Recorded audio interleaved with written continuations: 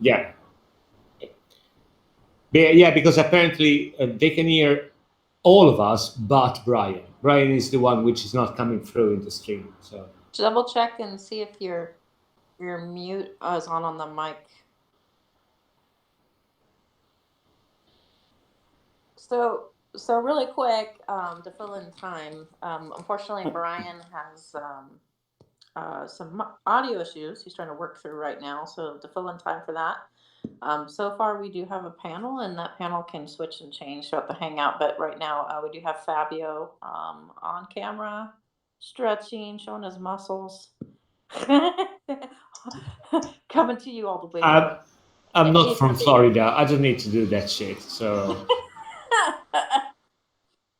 And then next to Fabio is Fiona. Fiona is a lover of horses, and as you can see clearly, and long standing member of the Great Debates community, all the way from Scotland.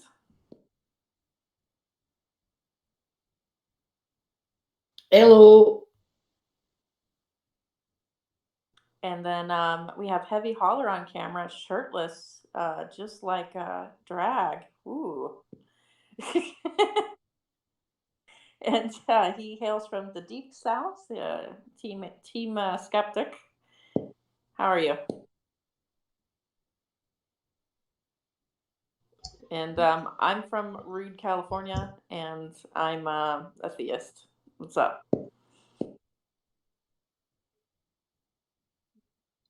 Okay, I think I may have this sussed. If somebody in the chat room, say Michelle, could you let me know that if I'm working? Yes, I just had to include my mic as a source. That's exactly what I just had to done.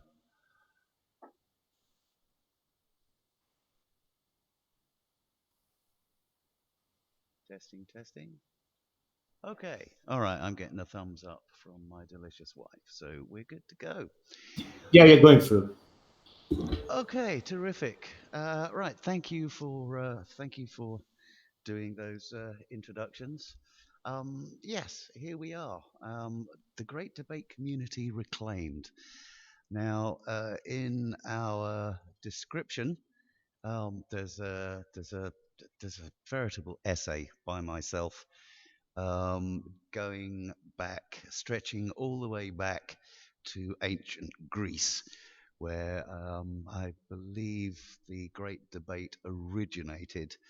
The Great Debate, for those of you that aren't particularly informed on this subject matter, is basically the discussion on all things deity and whether or not they exist, and if they do, which one's the right one, and basically what's the other side of this mortal coil. Now, it's not branded, it's not owned by anybody, and quite frankly, it would be futile to try and own either the topic or the community that gravitates around it. People on the panel, would that be a fair assessment? Oh yeah, yeah. I was just for the heck of it, I was looking up something that you cannot copyright. Commonly known information. This category includes items that are considered common property and with no known authorship. Examples are calendars, height and weight charts, telephone directories, tape measures, and phrases like the blue sky. You can't copyright those things. So. All right, so if I was to try and claim ownership of, for example, humanity, I wouldn't be able to do that, would I? Heavy, I'm talking to you. Oh, I'm sorry. Nope. It gave a lot. It gave other categories of stuff, but that was about the one. Well, okay, here we go. Ideas, methods, and systems are not covered by copyright protection. According to the U.S. Copyright Office Circular 2, this covers quite a few things, including making or building things, scientific or technical methods or discoveries, business operations or procedures, mathematical principles, formulas, algorithms, or any other concept, process, or method of operation. And I mean, there's other stuff, but those would probably pretty much cover that, I think. Right. So, for example, although he's well known for it, Albert Einstein couldn't actually claim copyright to E equals MC squared, or to be more accurate, E equals lambda MC squared. The formula. Yeah, I think that pretty much covers it, but I know nothing about legal stuff. So where is MD when you need him? Or the other name he goes by, the unknown lawyer guy.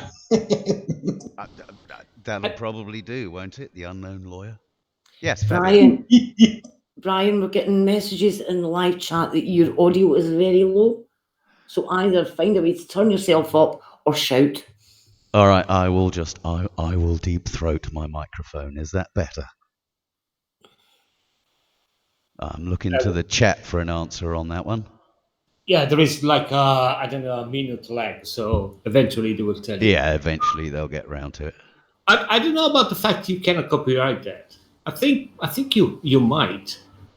I mean, you cannot copyright names, ideas, and all that shit, but I think that you can work your way through copywriting, a sentence like the Great Debate Community and stuff like that. Well, I wouldn't say easily, but I think it's feasible. How would you go about such a thing feasibly? Listen, well, first of all, I'm no lawyer. I'm not even coming from, that bloody country that they're trying to do that shit. So I have no idea. No, Having said that, well, I think that you might, say, I don't know, you just, like start a community of some sort, and you decide to name it that way. I think there are ways. I mean, I've seen stranger things happening in copyrights, so I wouldn't be super surprised if you could. Well, the only reason I put you on the spot like that is because you were the other one that mentioned it, that brought it up as being a feasibility. So I was just wondering how you might go about that. Well, again, as I said, you might build a community, or a platform where some people, goes under, and there is a specific topic. You might want to make some merchandise out of it, and you just name it the Great Debate Community. Again, I think it's not that impossible because, okay, it's not an idea, okay, it's not a name, it's not an item of fashion. It's not a piece of work with some auto shape or some other stuff, and it's not works by the federal government. As far as I know, those are the only 5 things you cannot copyright. Right. Well, just going back to the example I laid out, which was Einstein's E equals lambda mc squared. Technically, I suppose he could, because that is an intellectual property that he derived. So I would say he has a feasible claim on that potentially. But something like the Great Debate itself, that's been going on as I said, but nobody could hear me because of my mic derp. That's been in existence since ancient Greece and probably earlier. So I don't know.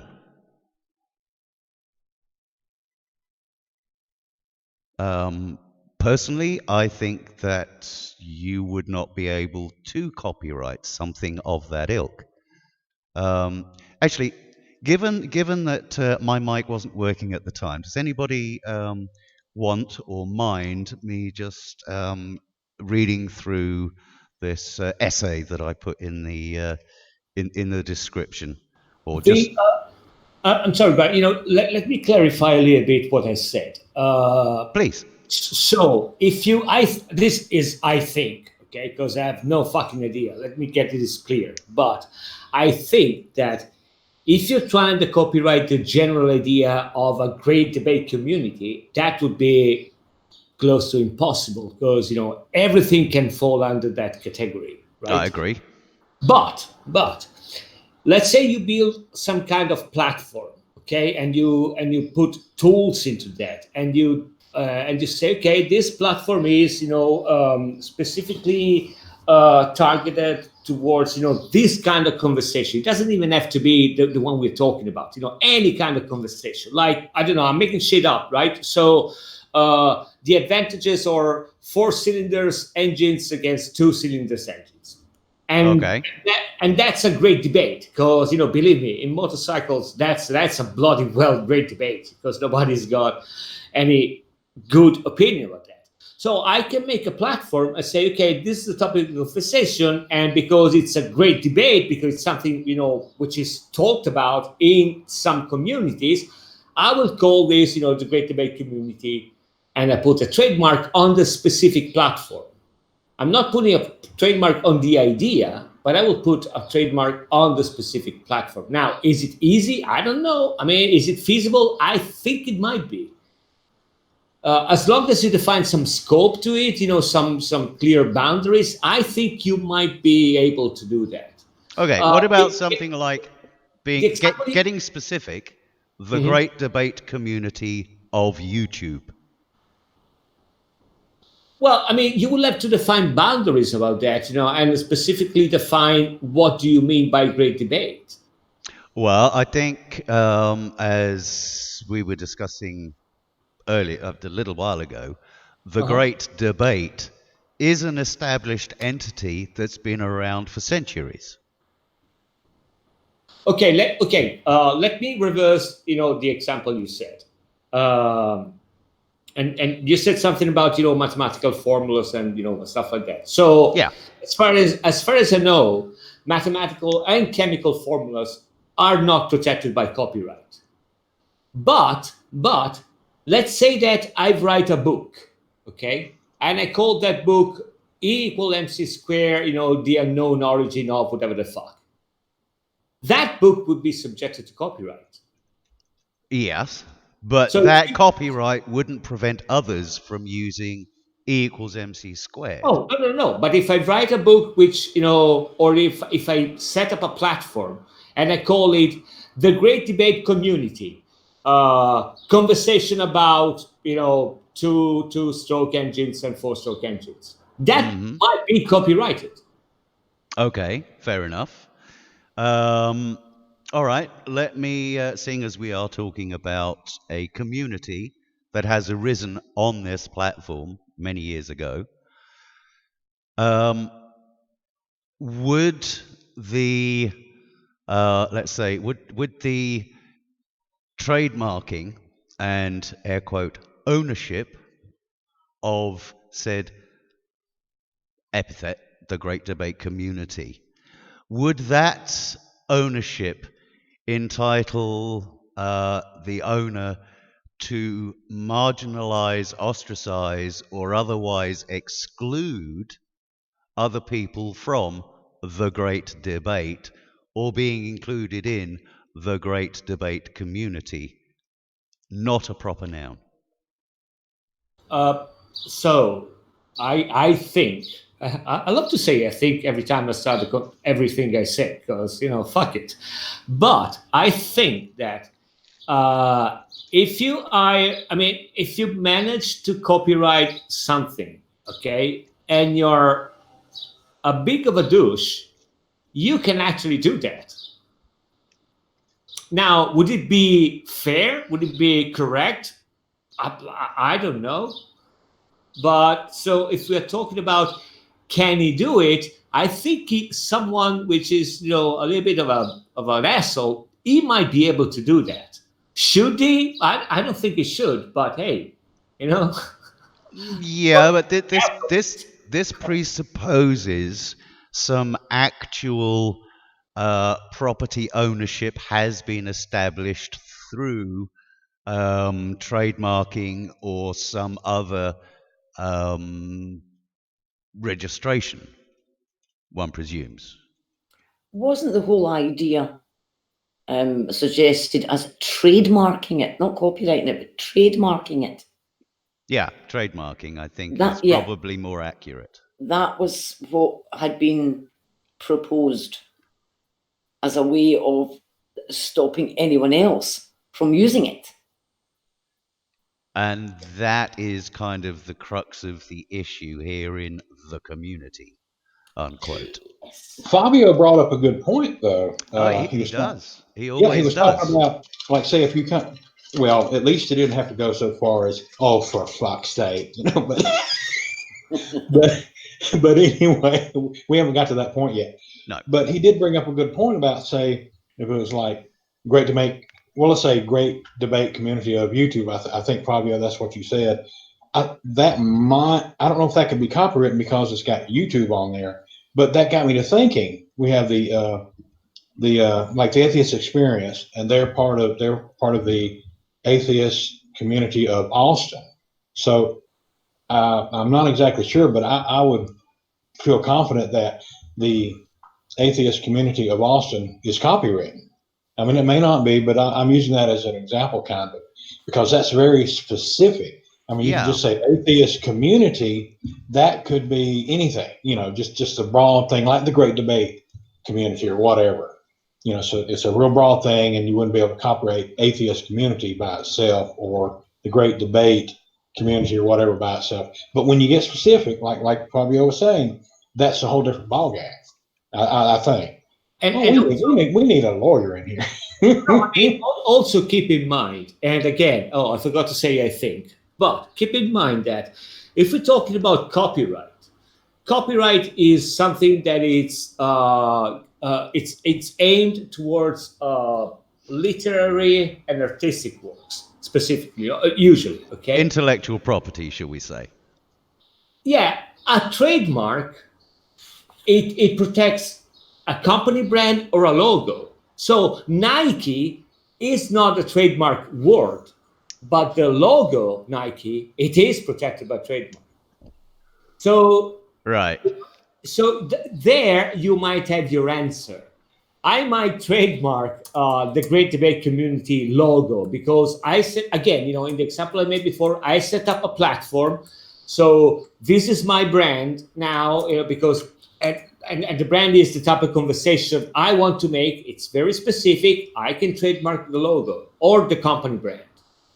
Having said that, I think we're pretty okay because as far as I know, all the people which try to take ownership of the Great Debate Community, even if they made a great talk about brand, they have no fucking idea what the brand is. So I think in that aspect, we are fucking golden. There is not a problem in the world.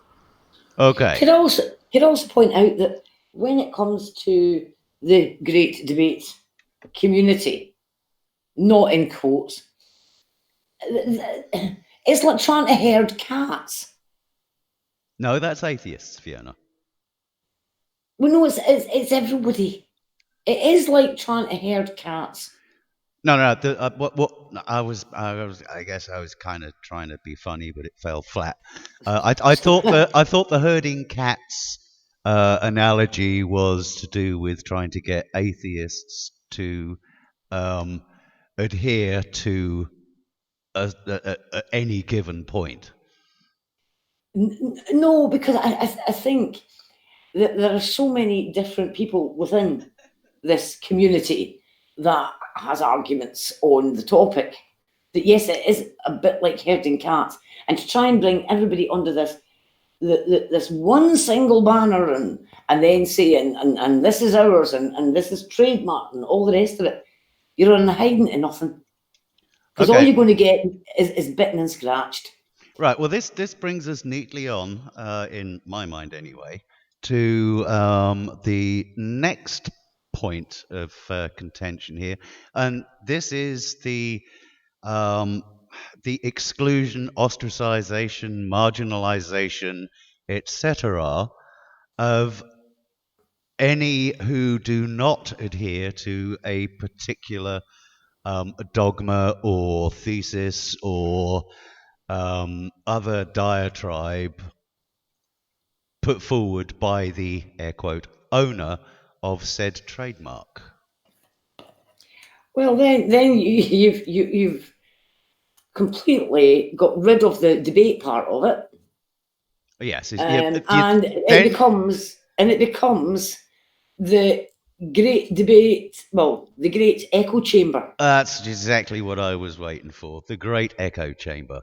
Exactly. Yes. That's what it becomes. It is no longer any sort of debate community, because as soon as you raise your head above the parapet and disagree with the king, we shall call him, if you disagree with the king or the queen, then any discussion or debate on that is completely stifled. Debate does not happen at all. I would have to agree. This is becoming a little bit of an echo chamber. Fabio, save us. No, I was just saying that you guys are talking about the content. The point I was trying to make before is about the term. What is feasible. Yeah. And so coming back to my point, do you know, for example, that the term motorcyclist is trademark? I know that the term motorcycle is trademarked No. by a band. Motorcyclist, it's a trademark because there is a company which makes a magazine, and the magazine is called Motorcyclist. So if you want to make a magazine, okay, and call it Motorcyclist, you cannot do that because it's trademarked. But if you want, I'm sorry. I was just going to say right quick, because for a specific thing, like say someone could use motorcyclist for a hobby kit or something. Right. But not a magazine. Yeah, I see what you're saying, yeah. So, or you could jump on your bike and refer to yourself as a motorcyclist. The term is not copyrighted or trademarked, but within the scope of a magazine, it is a proper trademark, and you cannot make another magazine called Motorcyclist. So coming back to my example, if I set up a platform which is specific, to conversation about certain things, the scope is very well defined. There is an established brand which presupposes a lot of things that again I'm sleeping between two pillows, because people which have been trying to do that so far, they have no idea what they're talking about. But if you find someone which is skilled enough and you've got enough money to pay a lawyer, I see no problems in putting a trademark on a specific platform and call that platform the Great Debate Community, open brackets, fuck off, close brackets. Yeah, okay. I think Fabio's right on that. Well, I'm interrupting, I know, but I've been looking into information about copyrighting something for myself, a name or title or whatever, and that's where I was seeing that you have to put on it what it's for. Like the magazine, like what Fabio said, a magazine. For me, it would be models and stories and stuff to do with orcs. So I have a name for kind of the envelops all of this, and that's what it would be specifically for. You have to show what it's specifically for, what it covers, and what it doesn't cover. Okay. All right. Now, just adding a further nuance to this discussion at this point, the context is a YouTube discussion. So, okay, I take the point that on a specific platform, you could trademark a term within that context.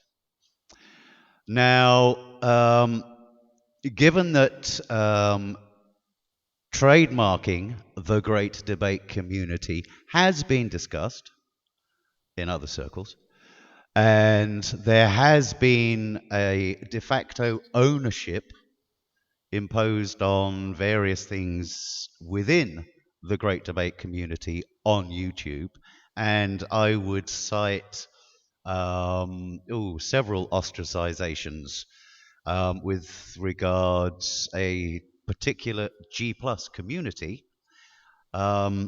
Now, the context would be a G plus community. Fair enough.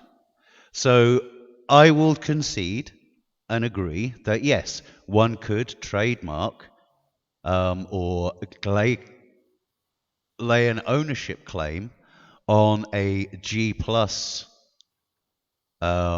group called the Great Debate Community. I will quite happily concede that. But one could not extrapolate that into control or ownership of the Great Debate Community at large on YouTube, which is what has been attempted. Could I just pop my head up again? Yes, please. There has been there's somebody has sent a comment, which I think goes to the heart of this. And what happens if you come along and you decide that there is an already established community, and you decide that you're going to hijack that, not just name, but community, and then monetize it Right. Now, for your own gain. thank you for making that point, because I was just about to make it. Holy Spackle was making exactly that point in a comment on Discord, I believe. Yeah. Could I read out this? Yes, please do. This whole Please comment? read the whole comment. Okay. It says, responding to the hangout. This is more of an issue of hijacking an already established community and monetizing it. Say a group of painters informally met in a park to paint every week and have been doing so for years. They call themselves park painters. Suddenly, a new member comes along and suggests making a more formal event every week called Park Painters, and actually tries to bring in more people through advertising. The members think it's a good idea and do it, but then that newbie slowly becomes the one in charge. They trademark Park Painters and start charging members for their participation and restricting what they can and can't paint. The old guard painters speak up and they get kicked out of the formal group. The person then takes all of the paintings that have been made throughout the years and starts a gallery, and they sell other people's paintings without crediting the old guard painters. End of quote. Very nicely elucidated, Spackle. I couldn't find anything wrong with that analogy myself. Perhaps if somebody else could, that would be helpful. No? Yes? No? Chat room? Oh. Sorry, I was reading something. You think we could get Heretic in here? Yep, if you can get him a link. Yeah, because he was talking about stuff. Yep, Heretic, we can try and get you a link so that you can join us. Yeah, and sorry, by the way, I'll take these few moments to say hi to everybody. Brian, has been a fucking blast at your back. Huge kisses to Vic, which is close to you. And yeah, I've got to jump off. But anyway, just to recap a little bit, is it technically feasible? I think it can be technically feasible. Now, if the conversation is it morally right? No, we haven't moved on to the morals of it yet. We're still currently talking about the practicalities and the mechanisms involved here. The practicality, I think that we can all sleep like babies, because I mean, as far as I saw, the person which tried to put forth that idea, so far, they haven't got either the money or the skills to do that. So I think we can sleep pretty tight in that aspect. Now, that doesn't say that someone might come up which is a little bit more skilled and has some money to burn. Yeah, I think you could do that. But other than that, and I don't think, and sorry, then I leave. But I also don't think that the distinction between, okay, it's just a YouTube channel or it's not a platform is actually really good, because again, you can also trademark a format, right? So yep, you can set up a YouTube channel which has a specific format, and you can call that format the Great Debate Community, and we're back to square one. So it's not the kind of platform which makes makes it feasible or not. Because I mean, if you go into that route, every website on the internet is just an HTTP protocol. So how can you copyright that? I mean, and it's a silly objection. Yeah, I mean, most of those protections come on what precedes what comes after the double slash. Yeah, right. Yeah. Yeah, so it's the actual domain name, not the hypertext protocol. It's a domain, but it can also be a format, as we said. So, I mean, there's plenty of channels on YouTube which are actually protected by trademark. Well, yes, because as you just pointed out, they've got a format, including imagery, possible audio logos, and other branding. Right. And, right now, again, I might be boring, but I don't see skills or money by people which try to do that. I mean, I would be really happy if they do that, because I'm a cunt. So I live for, people misery. And so far, this whole thing has give me hours and on hours of uninterrupted entertainment. I usually pay money because I usually have to take the car, go to a theater, or watch a movie. So I'm usually spending money and find this kind of amusement for free. On the internet, to me, it's amazing. Yeah. Okay, so just quickly before you go, because I know you've got to rush off, we have established that all of this drama satiates your drama boner. For free. Okay. Yes. For free. Okay. All right. There was one other question that I wanted to ask you before you went. And I just need to refresh myself on what it was. Oh, yes. Do you think that there exists the right to be paid for for expressing your opinion on YouTube? Okay, this is really interesting because, well, technically, yes.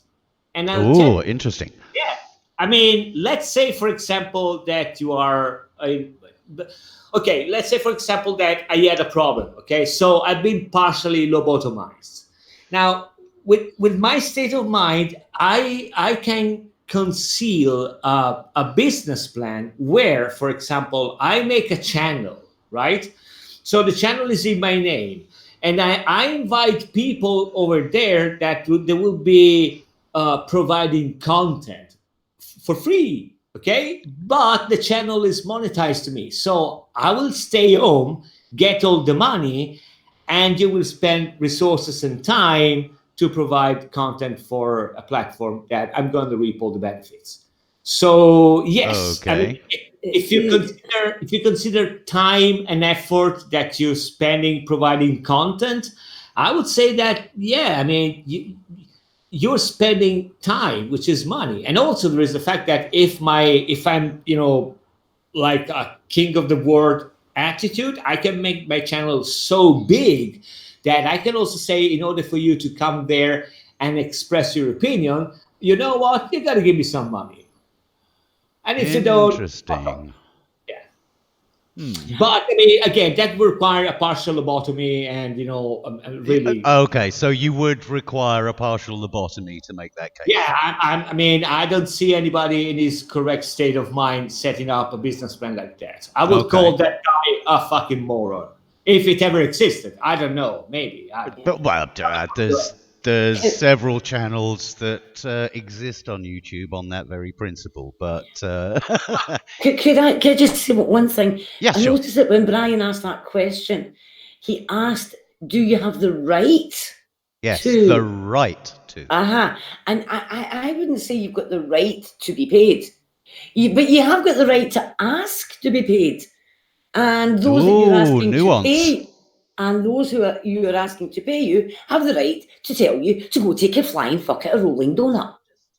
Well, you know that Saka is a content creator now, so he has the right to spread his Patreon around. But that's the point. Hello, everybody. Heretic here. Well, hello, Heretic. Hello. I mean, that was exactly the point that I was going to say. There are a number of Patreons. No, Patreon. What was the name you called it? Because a patron is somebody that pays, isn't it? The other one, the one that makes it, the content creator. Content creator. There we go. The content creator will not provide their content to the general public. They will only provide it to their patrons.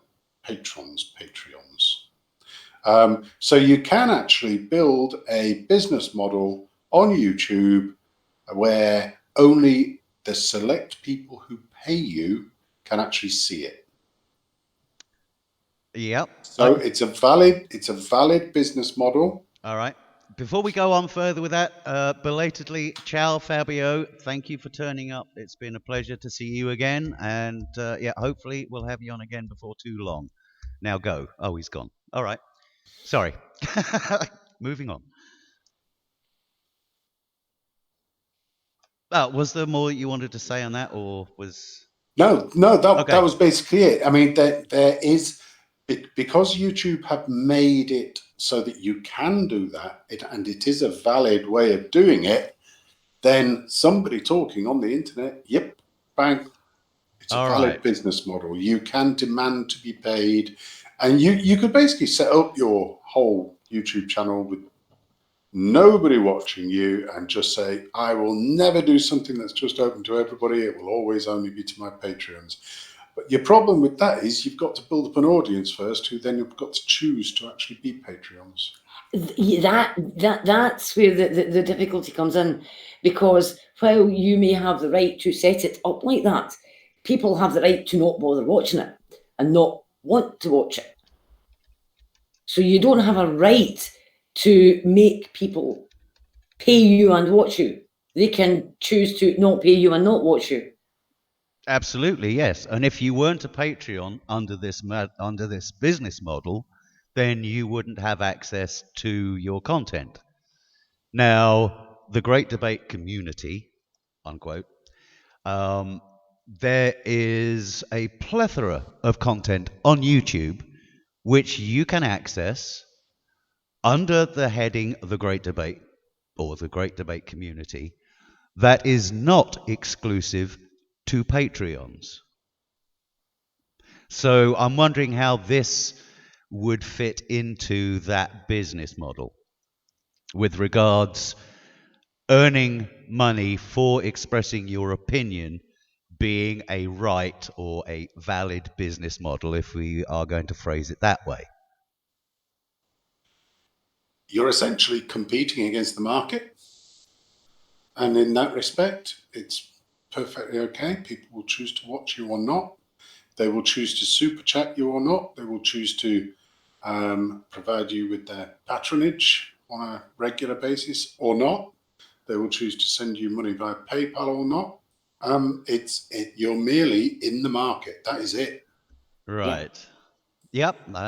That's fair enough. So in all situations like this, buyer beware, I guess, would be an element. One thing I like about Patreon, since y'all were talking about it, is that, yes, it can be set up for just, people that subscribe a certain amount.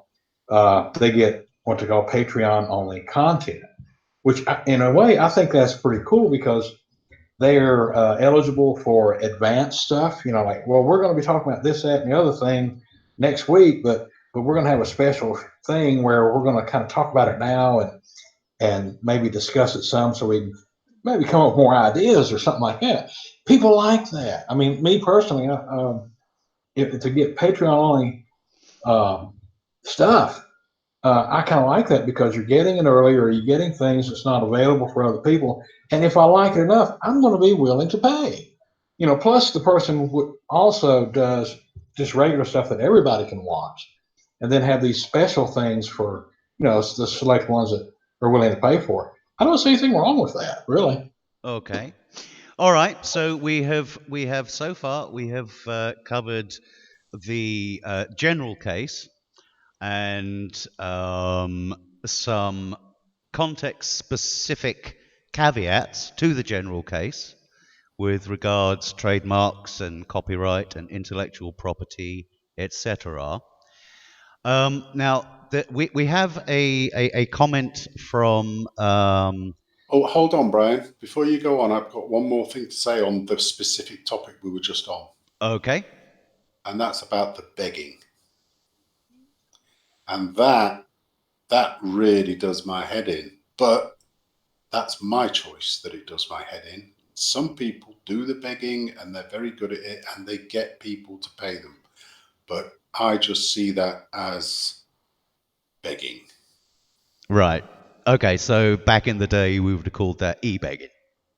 Yeah. Yeah. Okay. E-begging, begging, it's not, there's something wrong with it. In exactly the same way as seeing somebody begging on the street, there's something wrong with it. Yeah, and that I think is not really quantifiable in any objective sense. Totally agree. All I wanted to do was just throw it out there. It's just another aspect of that money bit, which links into your original question. Give me the money. Yeah. All right. If someone wants to say, I have a Patreon, if y'all enjoy what I do and stuff, want to support my efforts, please, do Patreon. If not, that's fine too. Because a lot of people we're laid back about it. They don't force that out there. Like you said, begging. Right. But if you're imposing sanctions on other people's ability to operate under a particular banner, in this case, a nomenclature that has been around for literally centuries. How do we feel about that? How do we assess that? Well, I would assess it as what the hell can he do about it, particularly if I'm in a different jurisdiction. Good point. Good point. Right. Now, I do want to just quickly get to a point that MS Knight made in Discord, which is pertinent to this bit of the conversation. She says there's some links and things that she put in to with regards the trademarking of GDC specifically. And she goes on to say, my point was that he's gone beyond YouTube with this. And having the domain, because he's also apparently, by the way, we're talking about Steve McRae, and hopefully that's the only time I'm going to mention his name. Actually registering the domain, which I think after the discussion we've just had is fair enough. Am I right in saying that? When you say registering a domain, yes, any internet website that you get hold of, you have to register it. Yep. You've got no choice, and it must be unique. So I don't know what you're meaning by registering. Well, a domain. using the registration of a domain to claim ownership of the principle, which in this case would be what goes on and who's involved and who can contribute to, air quote, the Great Debate Community project. The project is just a superfluous word that I threw in there. And it threw me a little bit, yeah. Okay. Yeah. Well, the only reason that I threw it in there was to delineate the Great Debate Community as an entity from the Great Debate Community as something that essentially congeals around a topic being discussed. And if you like, putting it into a context. Yeah. The problem I have now with mentioning the Great Debate Community is that other people might think I am talking about Steve McRae's stuff. Ah, now you're coming to the crux of it. It's association, isn't it? Yeah, and I have no desire to be associated in any way, shape, or form with anything that he does, unless I'm just slagging him off, which happens often. However, I will talk about the Great Debate at length, and I will talk on topics of the Great Debate to Dee's dismay at length. Hello, Dee. Hello. I don't care how you describe atheist or agnostic. That wasn't the question. No, I know what heretic was. Ah, It's all right. When you mentioned domain name, now, yeah, I could see that, because all that has to, I mean, you could say all that has to do with is a domain name the Great Debate Community. That's all that has to do with. That's the only thing it covers, is just that domain name. That's it. You don't have nothing to do with anything else. but as It would stop someone else from, using it, though, or yeah, not. but Has as he actually, I'm sorry, has he actually registered the Great Debate Community domain name and the copyright and trademark and stuff? okay, we are looking at greatdebatecommunity.com, and he is, according to MS Knight, he is running services from it. There's two issues. There's two issues here. Oh, I'm sorry. May I throw in one little thing? Yep. Now, if he gave up that domain name and said, "Oh, I don't want it anymore," and don't pay for it, because you have to pay for a yearly thing on it, right? Yep. If he gives it up, somebody else has it. He doesn't have any claim to that after he gives it up. That's true. Because there are these companies out there that they go, "Oh, this domain name, they dropped it, or it's no longer good. It's up for auction or whatever. We can pay to get it, and if someone wants to use this name, we can charge whatever the hell we want." Because I have seen domain names. Like, there was one I really wanted, and they said, "Well, if you pay us $2,000, you can have this domain name." Yeah, so if he gives it up, he has no claim to it. Yeah, I have first-hand experience of this when I decided that one of the domains I owned, I was giving up. Yes, a domain sitting company jumped on it, and they sat on it for 5 years, I think it was, before releasing it on the basis that, well, okay, he's not going to want it back. Yeah, because I was looking to I did not know that heavyholler.com was given up. And I was like, I was just for the heck of it, I was looking heavyholler.com, just seeing what was out there. And apparently it had been given up, but then this company, like you said, got it, and they want, X amount of money for it. I'm like, screw you. But anyway, carry on. Okay, so more information coming in from MS Knight. Apparently, he does have TM by the name, which would suggest that he has trademarked it. How do we feel about that? He does. If you go to YouTube and type in Great Debate Community, you can find it. And the banner has got TM against it, but the name and the logo doesn't have TM against it. But one very, very pedantic point that I want to make is that the bit that's trademarked has got the word "the" at the front of it. Oh. And his website does not. And the name The domain of his page doesn't. does not. Yeah.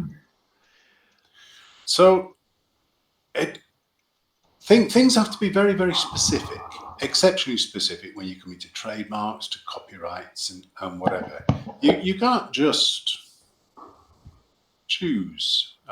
pick and choose that it can be fluid for you and for your benefit only. That's my view on it. Whether I'm right or not is a separate question. Right. But at the end of the day, we have video evidence from 2015 that it's not his. From earlier, I believe. Well, yeah, as I say, we've definitely got. Okay, that's a good segue, Dee. Thank you very much indeed. We actually have a couple of videos establishing the origins of the Great Debate community as an entity on YouTube. I would ask everybody just to mute for a second while I play this, so that we can share it with the viewers. I am now going to drop us from the visuals, and I am now going to play the video.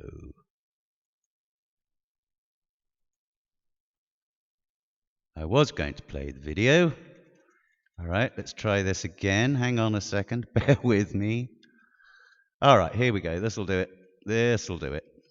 All right, in 3, 2, 1, cue sound. Hello, YouTube. This is going to be a strange sort of video because it lacks any sort of humility about things, but what it is in response to is, over the past few months, I've been seeing a term that I created, a label, being used by other people, and it's been appropriated, and the meaning has changed a little bit, but I just wanted to say what the Yes, apparently that didn't work. Oh, no, there it is. Derp. Sorry. Hello, YouTube. This is going to be a strange sort of video because it lacks any sort of humility about things, but what it is in response to is, over the past few months, I've been seeing we won't be able to hear that this I created, because a label being used by other people. So I'm going to have to start this again because us talking over this has killed it. So apologies for that. And I will restart it. So yes, bear with us. The Hangout can't actually hear this. This is an exclusive for you guys who may not have seen this watching the stream. Hello, YouTube. This is going to be a strange sort of video because it lacks any sort of humility about things, but what it is in response to is, over the past few months, I've been seeing a term that I created, a label, being used by other people, and it's been appropriated, and the meaning has changed a little bit, but I just wanted to say what the meaning originally was, in case people were searching the etymology of this term and they were just wanting to see where it began, because I believe that I am the creator of the term the Great Debate Community. Now, I did not create that community that I was referring to. I was a Johnny-come-lately to it 5 years after it was already flourishing on YouTube. But I did put a label on it, and I want to explain the origins of the label because I think it's an interesting story. First, I was in 2011, 12, 13, I was very concerned with the flagging that was going on YouTube. I had, previous to that, mirrored other people's videos, but when I had my cherry popped with a DMCA from a company called Pure Paranormal, I was very upset, and I got really into the activism of protecting people's freedom of speech. So I started to track all of these flags, and some I would mirror the video that went down, other people would mirror the video that went down. Some of my favorite YouTubers got flagged into oblivion. Some of them came back, some of them didn't. But after a while, I saw patterns in the flagging. And the first way that I used to describe the flags is not very flattering to some YouTubers, but I'm going to just bluntly state it. The first flag pattern that I was tracking, I called Hurricane Felita. And I'm not saying that Felita was the one responsible for all the flagging. What I mean by that is, if a certain YouTuber came into your circle of friends, you could expect to get a lot of flags coming your way. There was a very public falling out between Felita the Geek and a group known as the Alliance of Demons, which she was a member of. And after tracking Hurricane Felita, I found another hurricane. That was Hurricane Ash. And then there was another hurricane that was between Rob Lester and a certain masked individual. And basically, my tracking of these, what I called hurricanes at the time, was lacking. It wasn't just that these people had the flagging surrounding them. They were part of a larger community. And so I started to group these flag storms into different communities. And at the same time, myself and Brian J. 1962 had been in very heated discussions, debates, and making videos against a group of atheists on YouTube who were standing by the notion that all babies are atheists in order to create a sort of easy layman's way of defending yourself by saying, if you're not a theist, you're an atheist. It's a very simplistic thing. And Brian and I had put a lot of work into the notion that this is a false dichotomy and that it's just too simplistic to be applied to the real world. So rather than call this group that I circled, in a giant Venn diagram around YouTube atheists and theists and other that were interacting with each other, I decided to call it the Great Debate Community, because there were people that I did not know what their religious orientation was. There were people who didn't care. They just liked the drama. There were, those are apatheists. There were pantheists, there were panentheists, there were pagans, there were Buddhists, there were people who held strictly to the agnostic term, there were ichtheists, there were, panentheists, I think I said. Anyways, there was a lot of different types of people you could be. You could be a Taoist, you could be a Nez Perce Indian who believes that the raven stole the stars and the wolf created the world. And you could be Four Corners Navajo who talks to the four winds. You don't know all the different possibilities that are out there, but to whittle it down to a dichotomy of just atheists and theists was not to do this group justice, because there were a lot of even conversions between different stages of belief and non-belief, and also fence sitters. And it was the argument that Bionic Dance had that fence sitters were pussies, that they needed to take up arms to be on her side to fight the people that are hurting people. She had a video that was very big back then. You're hurting people. And Brian and I saw the war drums in that video. We saw how that was creating divisions where understanding should have been. So instead of calling it the atheist-theist community, I called it the Great Debate Community. Also, at the same time, I was labeling other communities that right now are even more active in flagging. The gaming community, which that just it is what what it sounds like it is, and also I created the term the rad femme community because I noticed that the feminists and the male rights activists were interacting in a way that was causing flags. So I just made a portmanteau of the, rad femme and MRA, and put it together.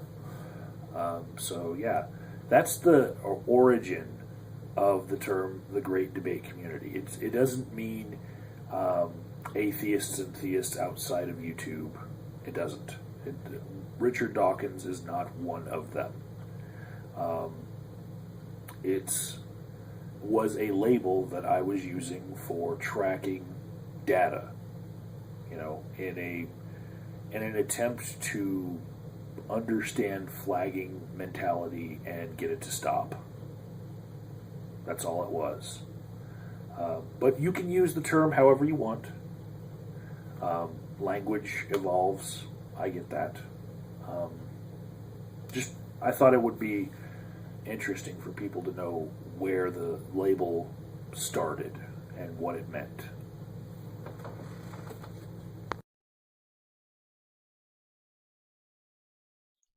Okay, so yeah, that was a video by Agent of Doubt,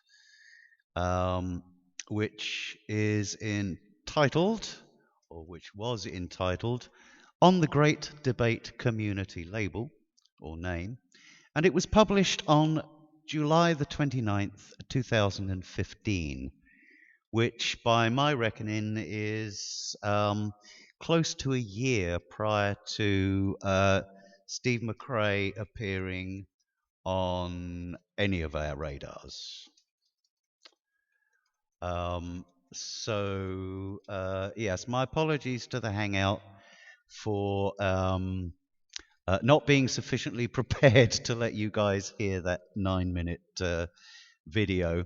I do have another video on this topic, which dates back to 2012, wherein the term the Great Debate Community is used numerous times in Flag's Recap, which was a series that Agent of Doubt had running for a number of years. And in fact, 2012 was a revamped series of videos in which Agent of Doubt went round and collated all of the flaggings that had occurred that week, categorized them into various sections of the YouTube contributors and audiences, and indeed the Great Debate Community was one of those I'm looking for a word, entities, names, labels. I have actually got the link for that video is in the description of this live stream, so as is the other video that I have. But I do have it queued up, so I can actually play the other video live through the Hangout when we get to that. So yeah, my apologies for the dead air for the last 10 minutes to you guys in the Hangout.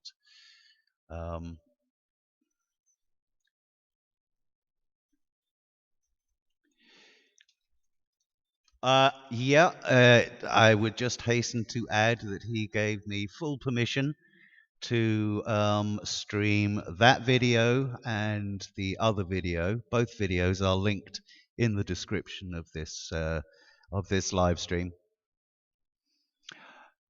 I did ask him, but he works, and this is right in the middle of his work day, I believe. So I will just fire up Discord and see if he is having a day off or something.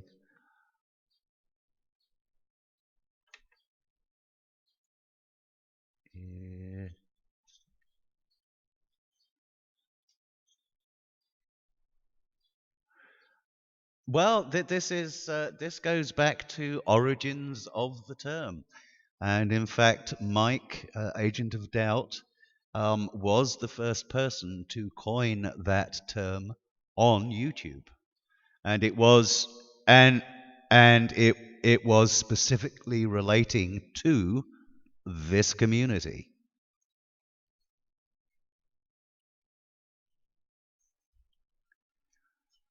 Hang on. Ah, yeah, there we go. Let's try that.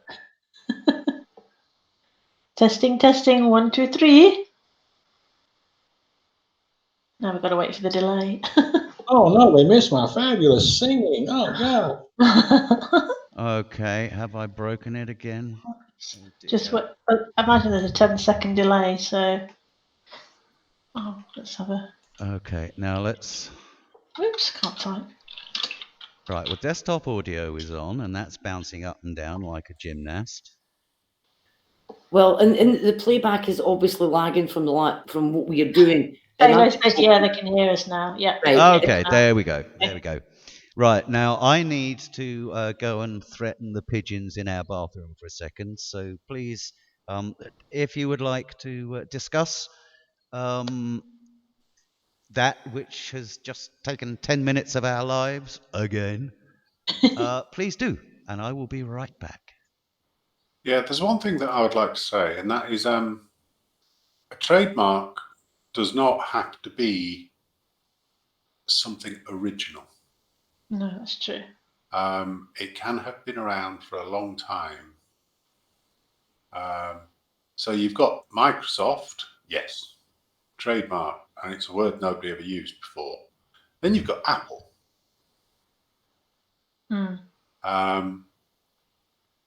And then alongside that, they've got the copyright of their logo. So a trademark is not unique. It is not original necessarily. Can be, doesn't have to be. It's just somebody has decided to use it for business purposes and somebody else has not grabbed it already. If somebody else trademarks a phrase and you can prove that you already used it, do you have any legal standing in complaining about it? Only if you've got lots of money to be able to go through. Well, yeah. And that's the point. Even when you're defending a trademark that you've already trademarked, you've got to have lots of money to be able to defend it in the first place. Yeah. Well, there are a few caveats with that when it comes to trademarking a common phrase. If you remember a few years ago, the Fine brothers got in a bit of shit because they wanted to trademark the phrase react and then basically everything following that. So like teens react, adults react, or react to. They tried trademarking the React, I don't know, platform on YouTube. And they were legally allowed to do that, but people can't petition a trademark. Well, the question I have on that is enforcement of it. Because if you manage to trademark this certain term and people continue to use it, then you're going to have to enforce that somehow. How are you going to enforce it? Typically, it would be with you would enforce it against anything that was using it commercially. Yeah, but how would you enforce it? You'd need to get lawyers involved, would you not? You'd have to get lawyers involved, and you'd have to assess the value of the trademark itself, and then demand payment for the use of that trademark. It's kind of one of the reasons why the song "Happy Birthday" isn't actually sung in a lot of movies. Because every time that it's sung, you know, they have to pay somebody. I think it's Warner Brothers. Well, that's different. That's different because that is the copyright's run out now, though. Yeah, that's not trademark, and because that is it's intellectual property. Somebody composed that.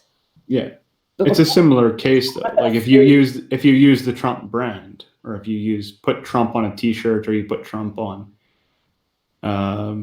a sign in a movie, you have to pay Donald Trump a certain amount of money in order to use that image.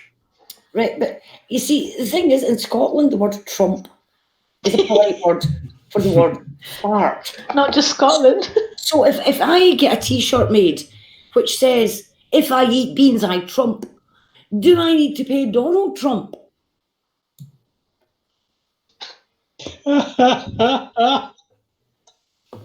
Not in Scotland.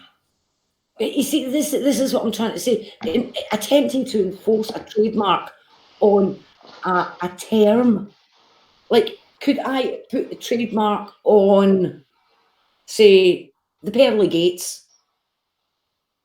Let's just say trademark the pearly gates, and nobody can then use the term the pearly gates without paying me money. How do I enforce that? How do I stop people using that term, given that people have been using it for years and years and years and years, and it is part of our language and our culture, that phrase?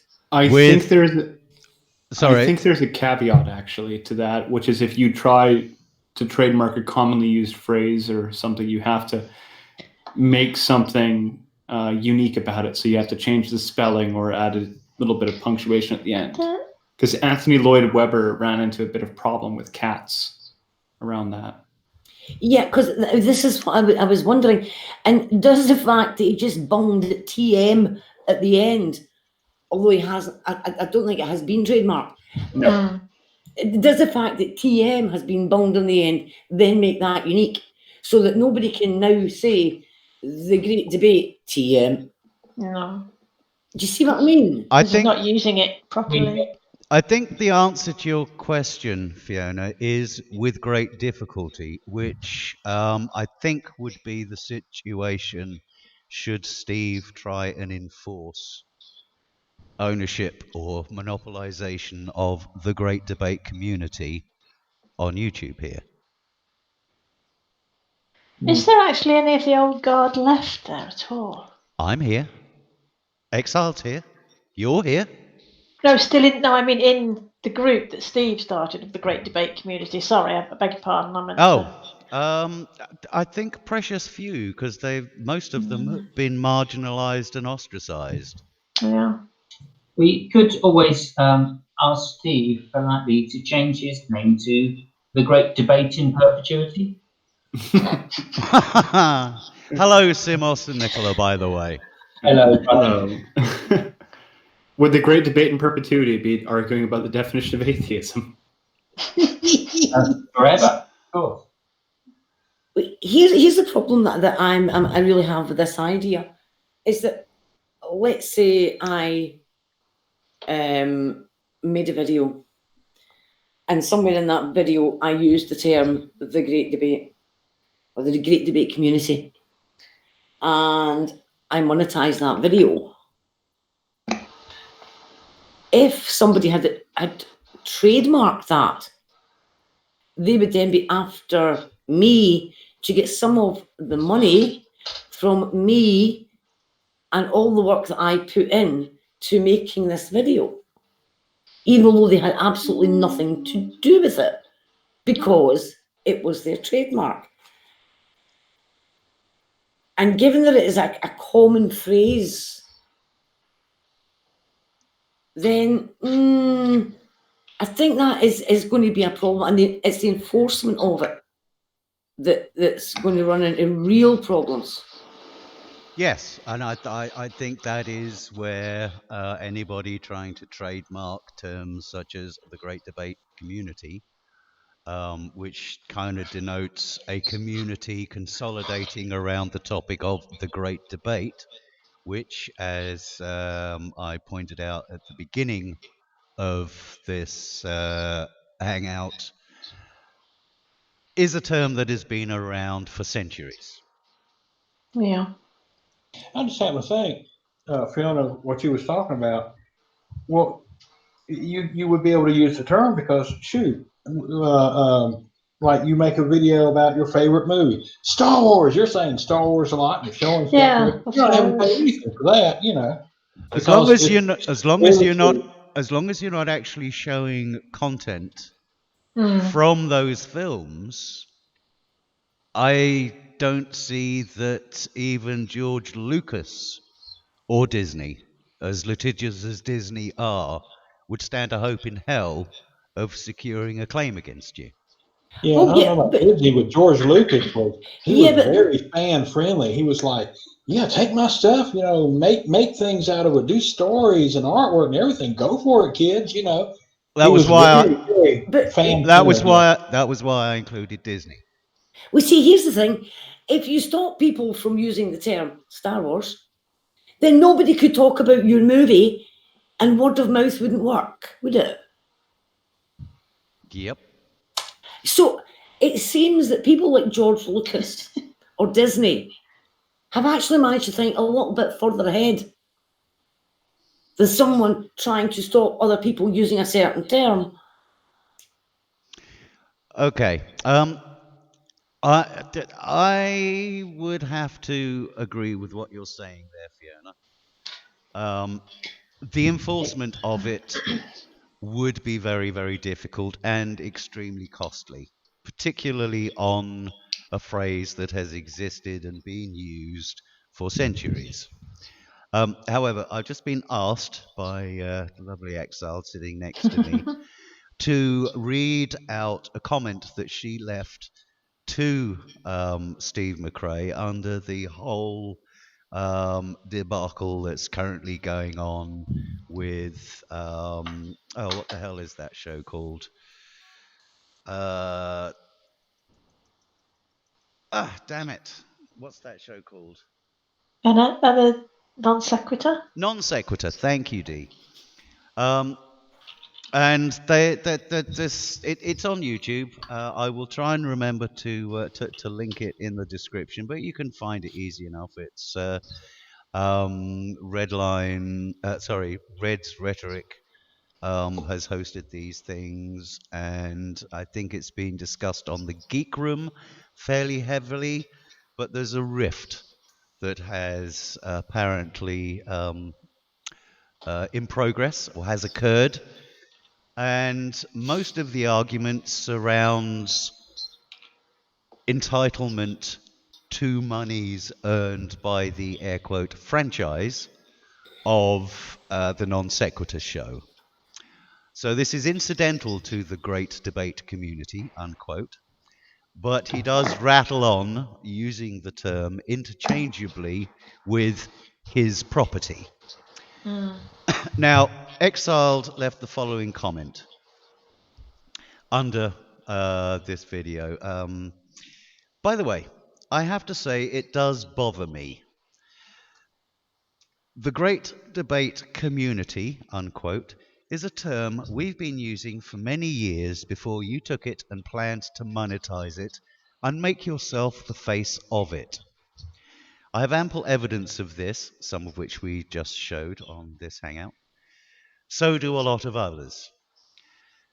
Funny, I've learned that when people mention this to you, they always end up blocked. That's something I have first-hand experience of. I know too that my online friend, Red's Rhetoric, knows this to be a goddamned fact. So it's compounding the offence that you've blocked so many of the great debate people I've come to know and love. I used the term, the great debate community, on my immigration application to explain where I met my husband online. There's a date on that application, and there's a time period I used to describe that entity, the great debate community, unquote, on my application. How can you own something, a term someone else coined, and which others have used freely, to monetize it, to trademark it, and then block anyone who brings up this subject? I would like to come onto your show to discuss this with you. Who am I to demand such a thing? I am exiled. I've been around these parts since 2006. So there you go. That was a comment that she left under video. Was that earlier today or was that yesterday? Was she blocked? I was going to ask that. Yeah, that's why I'm speaking to you directly. Was that today or was that yesterday? I left it today. Yeah, that was today. Yeah, quick question. Must have been We're Roger. talking about the great debate community thing, but what about the non sequitur? I mean, is that like a separate issue? Or Then that's he why dropped Yeah. it? that's He why I, dropped that's why I said this was tangential to it? the great debate community. Yeah, I was just wondering, if he's still fighting for the name, the non sequitur, or anything like that, or if this has anything to do Well, with it. he's complaining that essentially he is being shut out of a franchise that he feels he was instrumental in creating and establishing.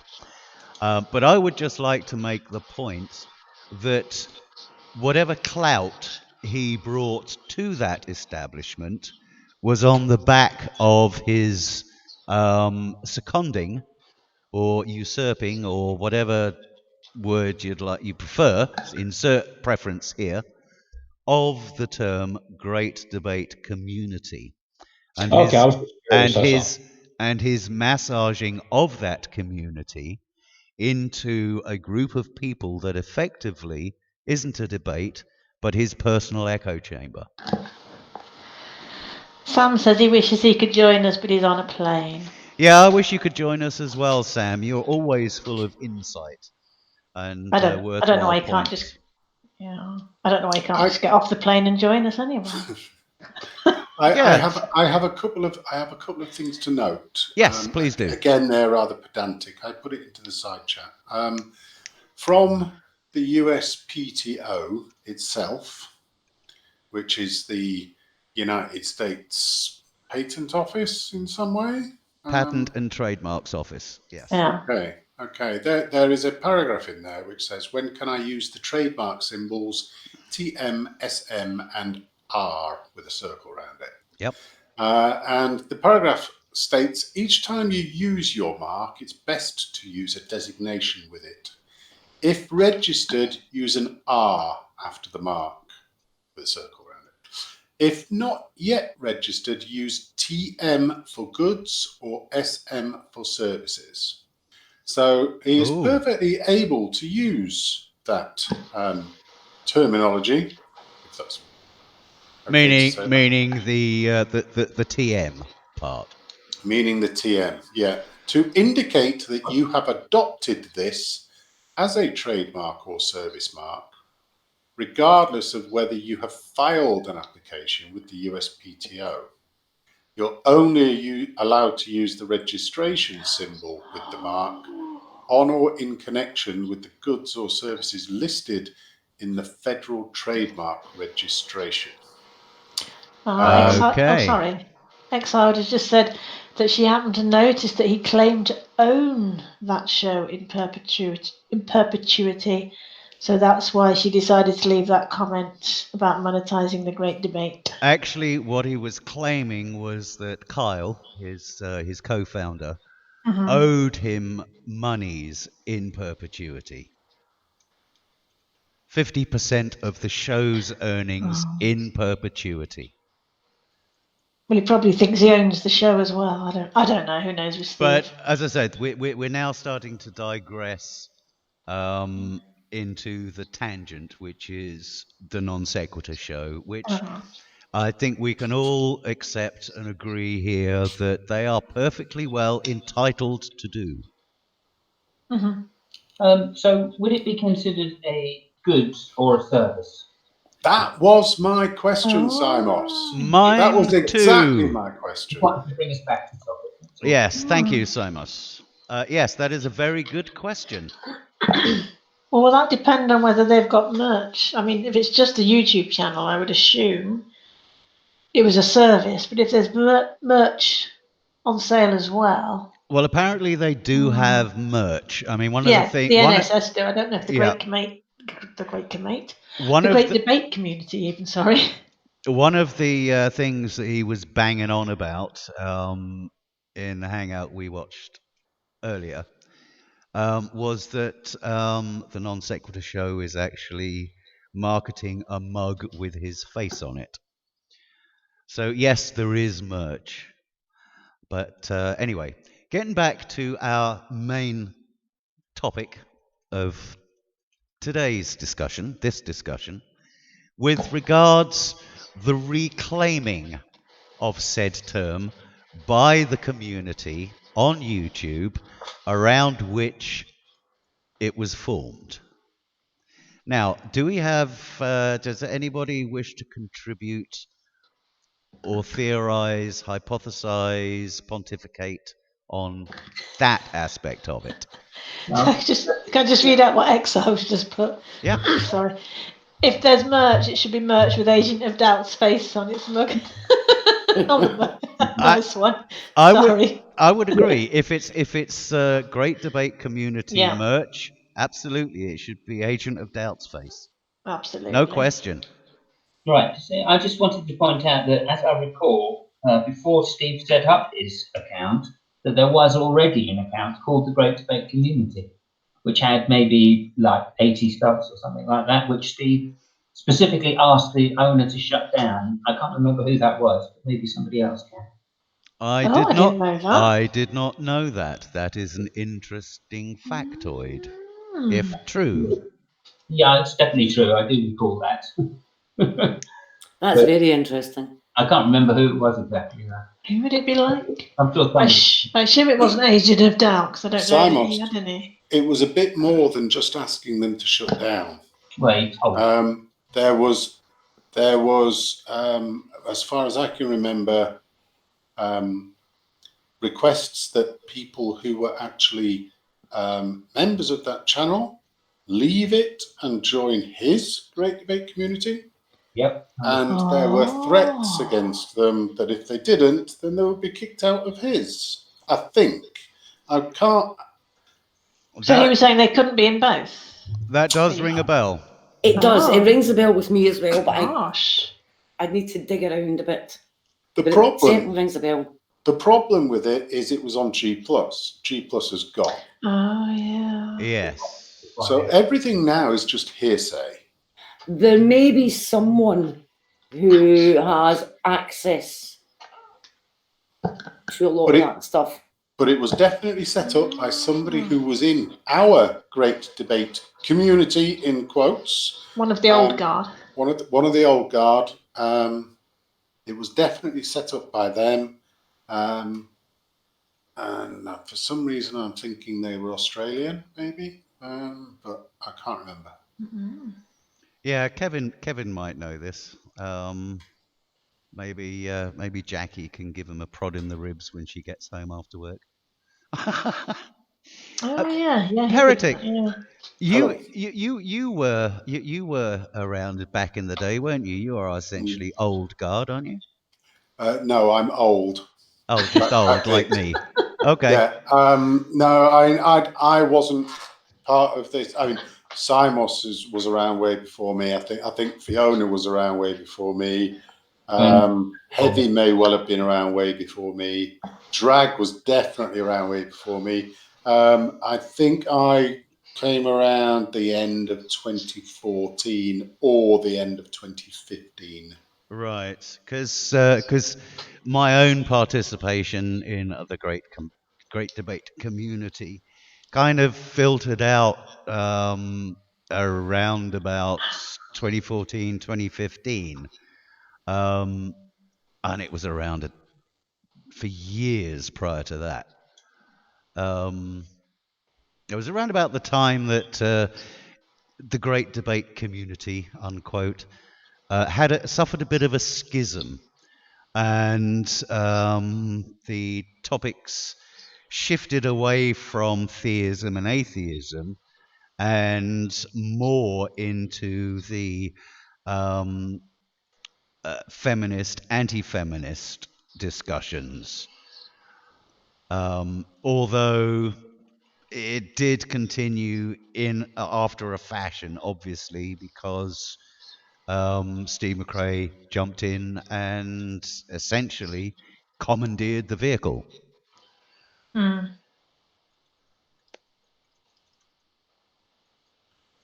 But yes, Halcyon, who's in the chat, he was old school.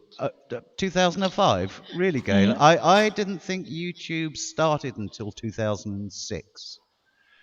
But that was when I opened my first account, and I fully concede that I may have been a little bit late. That was fairly early in 06. Yeah, Sam's right. Steve was basically Nadia if she masked her begging as a business venture. Ooh, cutting, Sam, cutting. Yeah, that's where Steve got a lot of his early stuff from. Is from going in Nadia's and starting to take over Nadia's, and then I seem to remember it was the Great Debate Coliseum actually that Steve was parroting. Oh yeah. It had actually finished by the time Steve started thinking about doing his own thing. And then somebody else took over, MK and Tom Rabbit were both had both like similar Nadia ideas going at the same time. YouTube launched on 14th of February 2005 Ah, so it was in 2000. California. I don't know if it stand perhaps corrected. came out here. I don't know if it came out here. No, I shouldn't have thought so. It wouldn't have made any difference, would it? Well, it was on the internet, so Yeah, that's just as I was saying that. I thought it's not like a film, D. Duh, the Great Debate Society. So, Well, to get back to the question, how do you Yes. reclaim it? How do you reclaim it? It could very well be that everybody uses the name themselves with a totally different logo whenever they are putting up a new video. And it is just a free to use, free to air terminology for anyone to use. But so like you could put like in parentheses after whatever video title or what, from the Great Debate Community trademark. From yes. From the debate community trademark. From Great Debate Community trademark. I suppose you just say Great Debate Community video, something, a whatever. You could somebody could produce a logo or whatever, and it could be the start, the first second of each person's videos, or the last bit. A Great Debate Community video, as long as it didn't look anything like Steve's pathetic attempt at his way of doing it. Don't say that, because somebody else made that. Of course, it was never Steve's original work. I suppose an alternative could be to just not bother with branding and that side of things, and just refer to oneself as part of the Great Debate Community. But I think it needs to be clear that everybody's doing it, or lots of people are doing it, and therefore it can't be claimed as to one person's creation. Well, I think we can all agree that that it's been around for centuries, so nobody alive today could make that claim. No, that's absolutely right. But I think when you went to scare the pigeons in your bathroom, we were discussing that actually a trademark does not need to be unique. It does not need to be original. It can have been around for a long, long time. It's just that nobody has trademarked or registered it. And I gave the example of Apple. Ah, yes. It's an actual company. I mean, that word has been around for God knows how long. If anybody remembers what Snickers was before it was Snickers, it was a marathon. It was a marathon. Oh, yeah. Yes. But those are specific products. And we can still use the word apple. So they have a specific context. And yes, as Dee says, you can still use the word apple without getting it confused. You can't build a business called Apple. No. I suppose you could if you were to call your business Apple Tracksuits, for example. Well, yeah, if it wasn't to do with computers, seemed like you should be able to. Yeah, if it had nothing to do with computers, you're at perfect liberty. I think it also comes down to the font as well in some cases. But again, it does, because there actually is an example of this where a man named Michael decided to make Microsoft, which was a computer engineering company that he had out of his basement. And he just sold software that he had made. But he spelt it differently from Microsoft, and Microsoft actually sued him, and he won. Really? Yeah. That's good. That's good. But it comes back to Samus's point when you said Apple was a product, and it begs the question again: is this stuff a trademark or a service mark? Has he got the wrong thing there? So what is trademarked about Apple apparently is the font, colors, and the logo of the apple with the bite taken out of it. Yeah, that's. But the word itself can't actually be trademarked. That's my understanding. Yeah, that is my understanding as well. Okay. That the actual word or phrase can't be. To give you another pertinent example, Johnson and Johnson's, the pharmaceutical chemists, whatever you want to call it, that company. Now, my surname is Johnson. Now, I could legitimately open up any type of business I liked with my father or my son and call it Johnson and Johnson. And because it is our actual name, there isn't a thing that the big pharma company could do about it. Unfortunately, the practicalities of it is that they are such a financial heavy hitter, they would be able to afford whatever lawyers it took to squash us out of the market. Well, maybe not, because I believe McDonald's attempted that one with somebody who was called Ronald McDonald. That's true, they did. I was forgetting that. Thank you. Yes, didn't really sort of work out very well for McDonald's, because it was the guy's real name. He'd been given it as a baby when he was christened by his parents, and now they were telling him he had to stop using his own name. Therefore, he's entitled to open a business using his real name. So he had a, would you believe it, in America, there was an American Ronald McDonald who owned a restaurant and it was called McDonald's. I vaguely remember it. I vaguely remember the case. And I... Was that before the McDonald's, or? No, I was just curious if he had that business before McDonald's. I honestly don't know. But the fact of the matter is that McDonald's tried to go after him for having a restaurant called McDonald's, and I don't think they did very well out of that one. Because there are limits.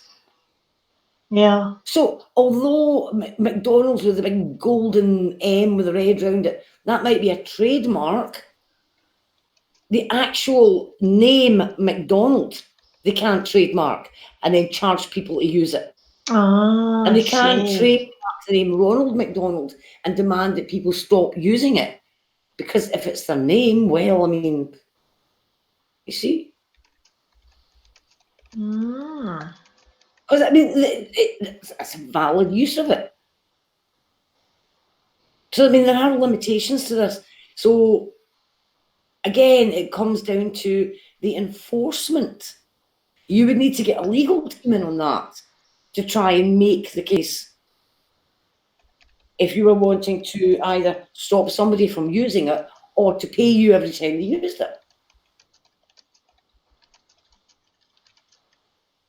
But I think something that we've not really, we haven't really touched on at all in this is that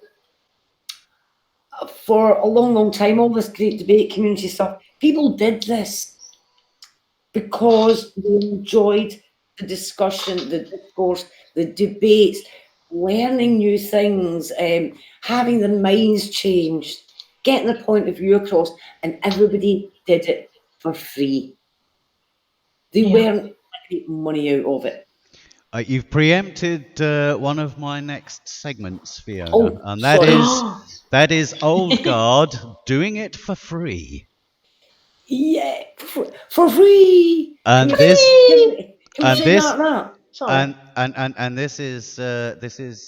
ties into the earlier segment that we had just before Fabio left, where I introduced the concept of the right to earn money for one's opinion on this platform.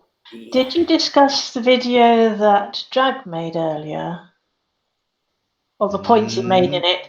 Not specifically. Would you like to give us a rundown? Okay. Oh, yes. Drag made a video earlier that's something I didn't twig, I suppose, until I watched it, in that apparently Steve initially said, oh yeah, we'll set up this great debate society and blah, blah, blah, blah, blah.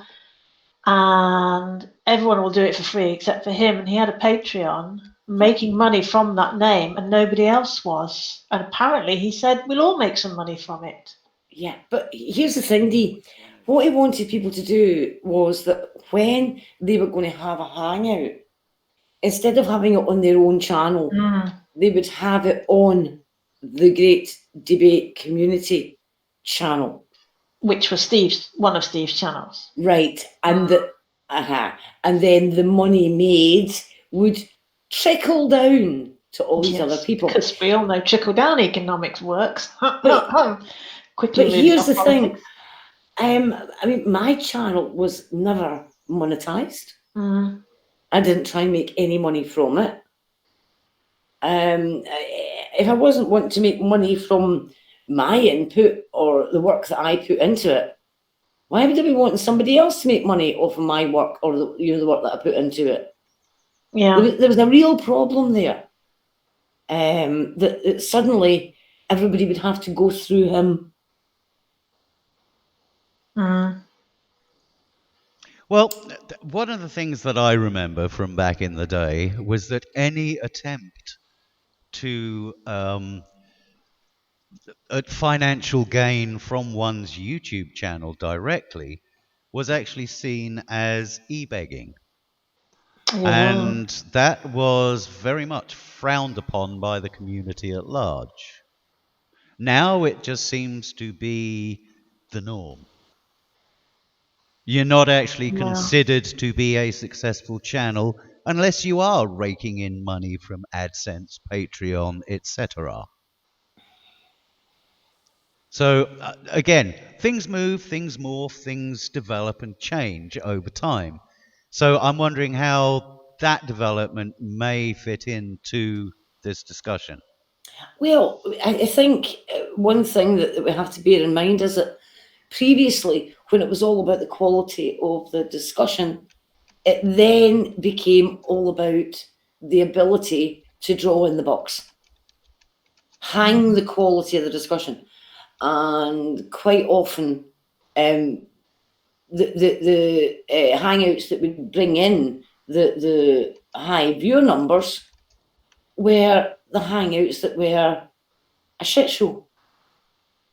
Yeah, sad but true. Yeah. Not that I'm innocent of not watching the poop shows, but you know. Speaking of which, everybody sub and hit the bell and smash that like button. Yes, yeah. I just, if you like what we do, then please. Oh, yeah, I might actually sub to you. Gosh. Yes, if you like what we do, then please subscribe, and if you really like us, hit that bell so you don't miss any of our content. I've been subscribed to you for a long time. It's unlikely because this is the first video that we put out in in how many years? You just got one more subscriber. Yeah, I mean, imagine I was subscribed on my old account, but this new account, there's a lot of people I forgot to subscribe to. Right. Okay. So, I'm just trying to think. Is there anything left to discuss on this aspect of the of the debate or however you want to spell it?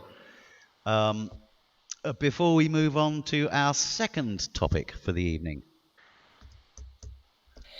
Well, I think I would say that I've lost my train of thought. It just ran off the tracks and disappeared down a rabbit hole somewhere. I had something to say there. I really did, honest. It's called a brain trump. Sue me, Donald. I love it. Sue me, Donald, I dare you. I'm stealing that. Yeah, read the slide chat, Brian. Yeah. Sorry, say that again? Read the slide chat. Internal. The only thing that I could actually say, based on what we've covered, is I've been looking up a bunch of like failed attempts at trademarking, and Sarah Palin apparently tried to trademark her name, and she wrote down what it was she wanted to trademark, Sarah Palin. But where it said first name and last name of the person who was requesting the trademark, she neglected to fill that in, thinking it would be evident that it was her, so her trademark did not go through. Oh. So there are more than one Sarah Palin. Who knew? What a horrible thought. Sorry, did I just say that out loud? Yes, Well- you did. Well, I would sincerely hope that they're not in the same mould. Yes, me too. Bless. Well, it depends on the type of mould you mean. I mean, if you're talking about sort of slime moulds or things like that, then Oh, Jesus. Mold without the U. I Okay, think so the other thing I want to say was I like to thank Brian, you, and all the others that have came in too and input on this, because I really don't know anything about this stuff. I'm just trying to look up stuff, but all these other people come in and know more about it. So I'm just pretty much been grandstanding, as G-Man calls it. well, speaking of G-Man and the old brigade, I believe Agent of Doubt has just joined us, or he had. Yes, there he is. Yay. And this is the man that coined the term "the Great Debate Community" on YouTube back in when was it? 2010, 2011, Mike? I suppose we better just make sure that he's actually with us first. Oh. Are you there, Michael? Mic check. Michael. He's unmute, muted. unmute. Michael, mic check. Aha, there we go. He's found the button. Still can't hear you though. Honoured to be in your presence though, as the Great Debate Community originator. Okay, I'll give him a second or two to find out Correct. what the problem is that he's having. It's been that long since he created the term that obviously is, mic's getting changed. Probably changed Windows since then. I think he's probably lost for words at the butchery that we've done in the last hour and a half to 2 hours. Yeah, I think we were on Windows 7 when he first created the term.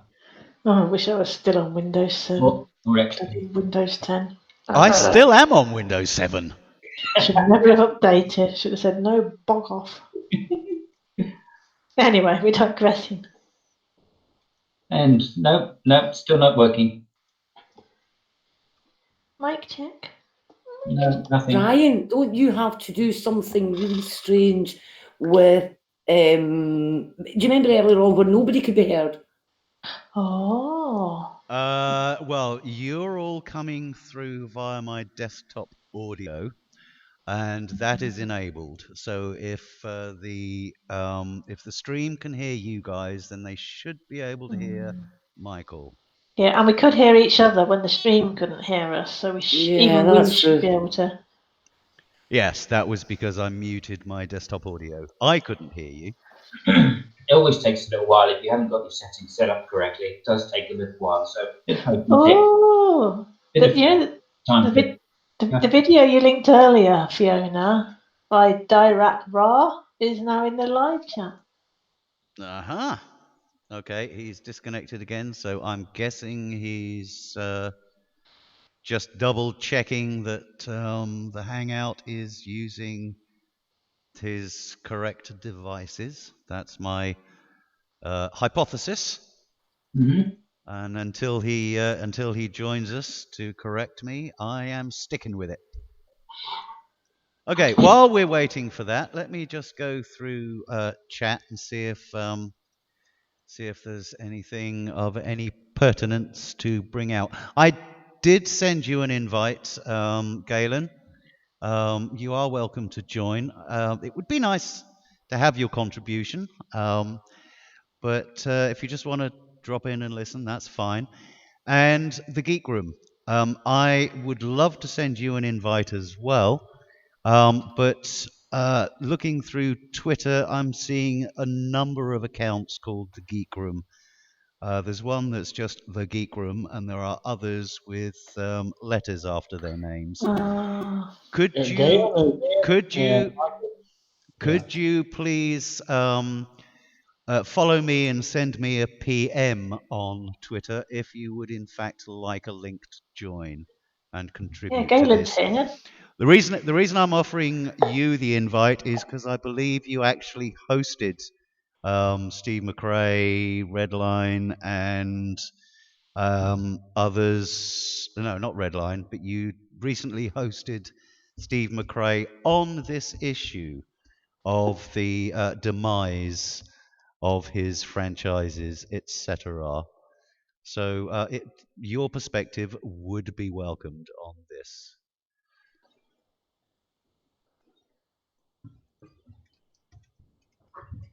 How are we doing? Is Mike with us yet? No. Galen, is your microphone working? He's dropped out of. Mike's dropped out of chat. Yeah. He says the microphone, his laptop's not working, so maybe going to try something else. Okie dokie. Because it would be good to hear something from him. Yeah. Ryan, I need to drop out. Real life beckons. Alrighty, thank you very much for joining us, Heretic. Cheers, everybody. It's good to have you on. Dan, enjoy the rest of your evening. Cheers, bud. Bye.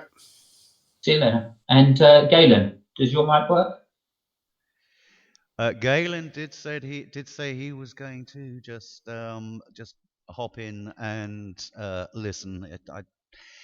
He's been rather poorly of late, so I can empathise with him because I've been taking heavy doses of morphine for the last 6 months myself, so I can appreciate that he may not be feeling in a talkative mood. I'm sorry to hear that. I hope you better soon, guys.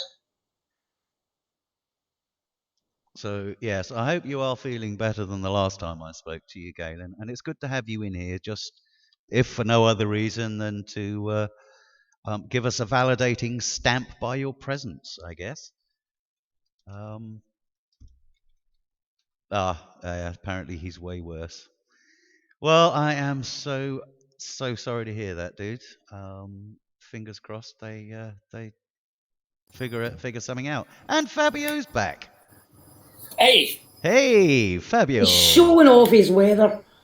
So, yes, I'm showing off. I mean, I can show you my garden. Hold on a fucking second. There you go. See? There you go. I'm doxing myself. There you go. Good luck trying to find me, assholes. It's me, Fabio. Yeah. So you have to make the French joke to him. Yeah, Nicola, behave. Stop.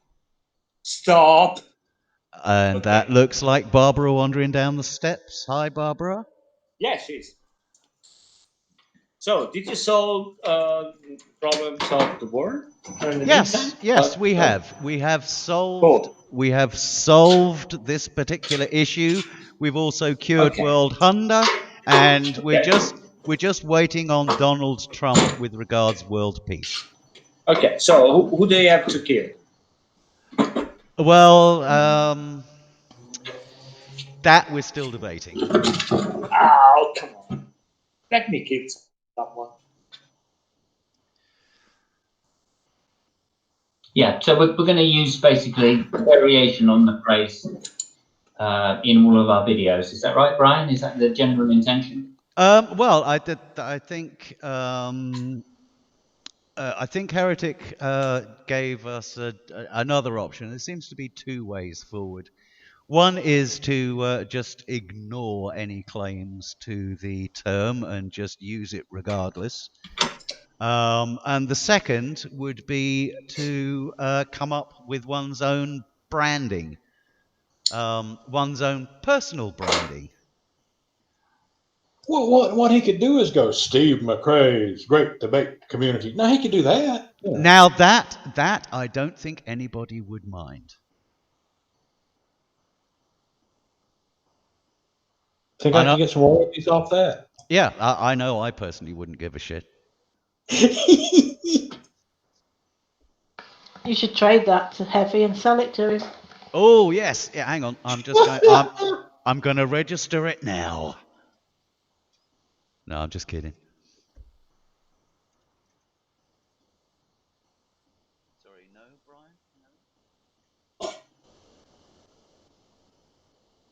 Oh, yes, use it deliberately and frequently. So, yes, we are the community that consolidates around the great debate. We shall not be denied our forums. We shall not be ostracized. We shall not be marginalized. We shall not be shoved into the corner. If you pick us, do we not bleed? Etc., etc. Okay, we can see you, Agent. Can you say something? Oh, I heard a burst of static. Oh, almost. No, No sound. no sound. Yeah, we can see you, but we can't hear you, dude. You see your mouth moving? Michael, try killing your video and see if that helps. You're doing a good impression of McRae, a younger McRae, okay, but good impression.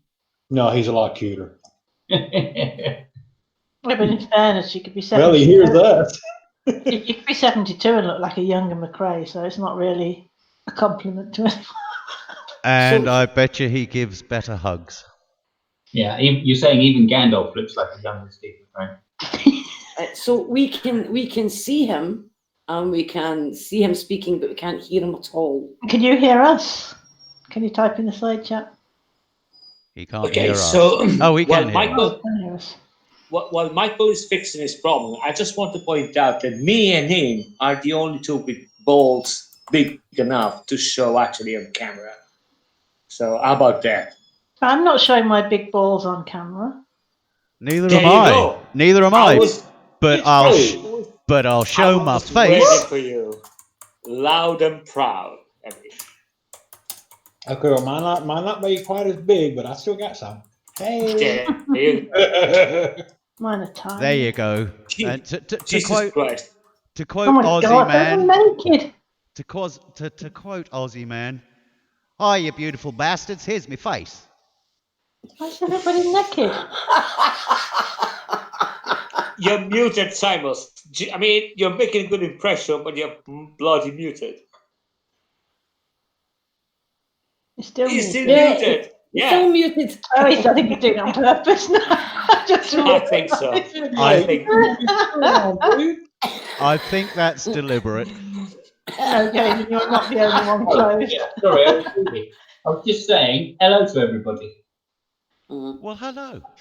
Well, hello. Yeah, I was saying me and Heavy, we're just in rooms next to each other. But obviously Brian is in the room after that. And why are we all naked? Because it's bloody hot here. Yeah, exactly. I've got 3 fans going. I've got a ceiling fan, I got a fan over there, and I got one blowing the hot air out the door.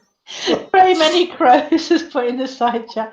The great debate community, not to be confused with Steve McRae's great debate community because Steve blocked me.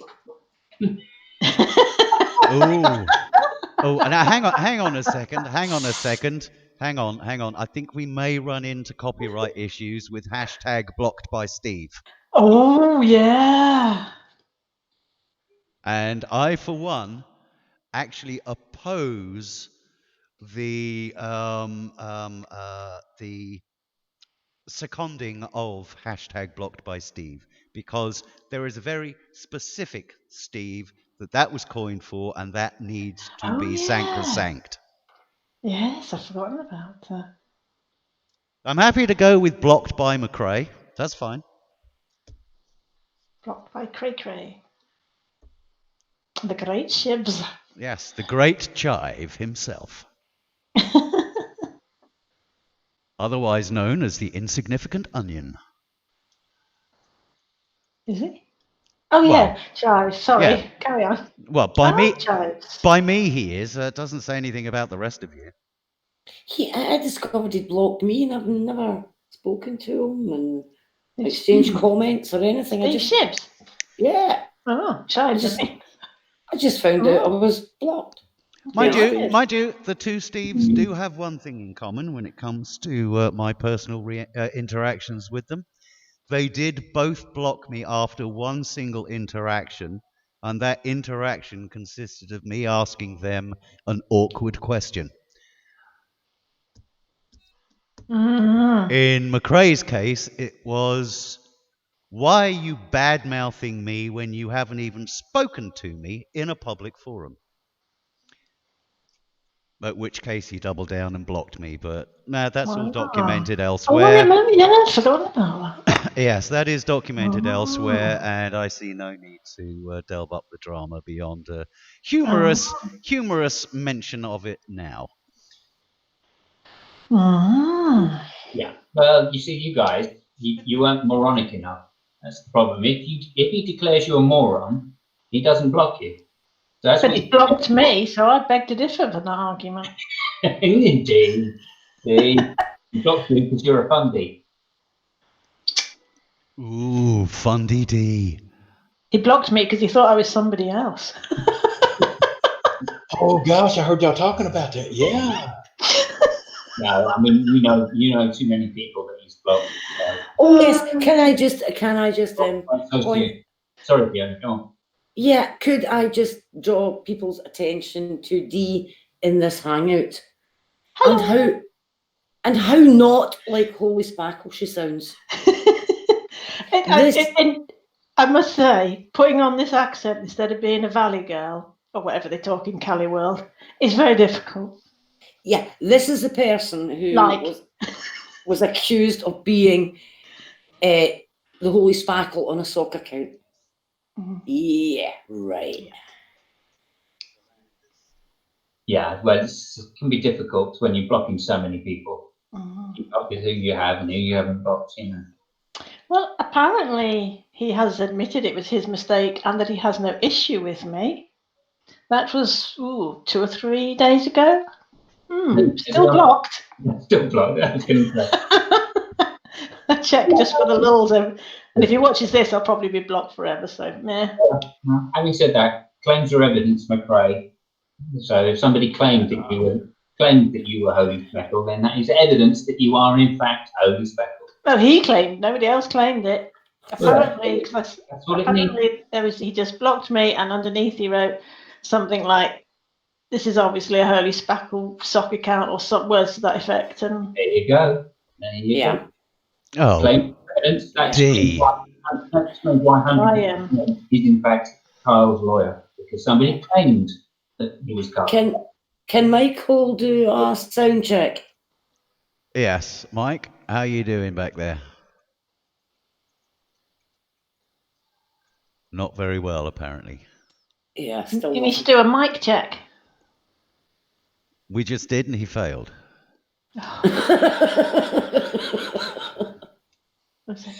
So I'm sorry to jump back, Kate, but after 1 hour, I was still talking about the new school graduates, or I'm missing something. And beer as well. So. And are we still on? Fabio, anymore? No, I said I was wondering if you guys are still talking about the new school graduate, or Nook School. Well, we kind of. Brian was about to bring up something else, and then Michael popped in, and we was hoping we could, Michael could talk and add more to it, but he's having trouble. Yes, I was going to move on to part 2 of this shindig by actually introducing the topic itself, the great debate, what it means, how long it's been going on for, what the topics of discussion would need to be to qualify for the great debate, etc. So just trying to sort of pin down what somebody like Steve McRae may or may not be able to lay claim to content-wise, now that we've dealt with the issue of vehicles and entities, etc.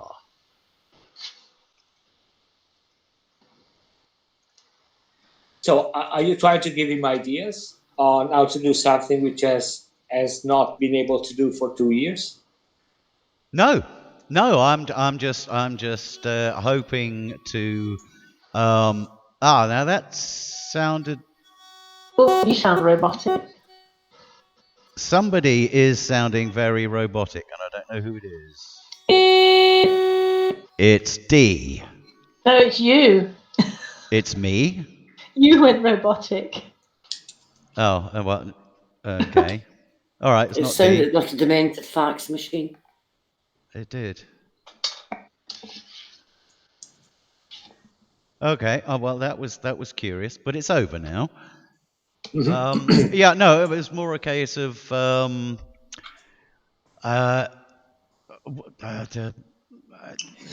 I'm sorry. I just had another brain trump. My apologies. Right. No, because I can guarantee you right now that you could make a document with all the legitimate points, like a flow chart of what he has to do to trademark, whatever the fuck he wants to trademark. He would not be able to do that anyway. Because, I mean, he hasn't been able to do that for 2 years. I don't think he's going to be able to do that right now. Even if someone, literally takes his hand and walks him by. That's a very fair point. I mean, my exposure to McRae and his cadre has been somewhat limited, but even I have seen enough to know that the majority of the great debate community, as presented by Steve McRae and his cabal, is essentially a drama fest. Yeah, yeah. I mean, to be fair, I see nothing wrong in a drama fest. Neither do I. Because Neither do I. But it's not the great debate. No, but the problem is that the guy is not even really good at being a drama queen. We've had private hangouts that there were, you could basically describe them as private interventions, like when you've got a relative which is under drugs or an alcoholic. So we had to make private interventions for Steve McRae. You And did. there is some people which was in those hangouts. They know exactly what I'm talking about. I can verify that. Because fuck it, I have no dogs in this race. I don't care. I'm here for the fun. So the more he agitates himself, the more fun I have. So more power to him. If I really hope, for example, that he manages to find a proper lawyer, and he gets a real case in court against Kyle. Because fuck me, I've got a credit card which is burning in my hand to buy airplane tickets to actually see that shit. Well, the one thing that I did pick up from the Geek Room hangout that we watched earlier was somewhat confusing, because on the one hand, um,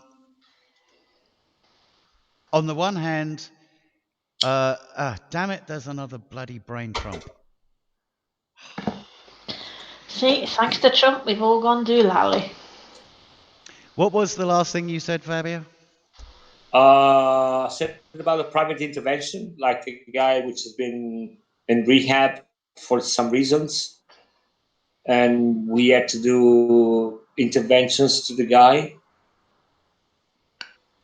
No, it Then must have been the thing before that. It's gone. It's gone. It's gone.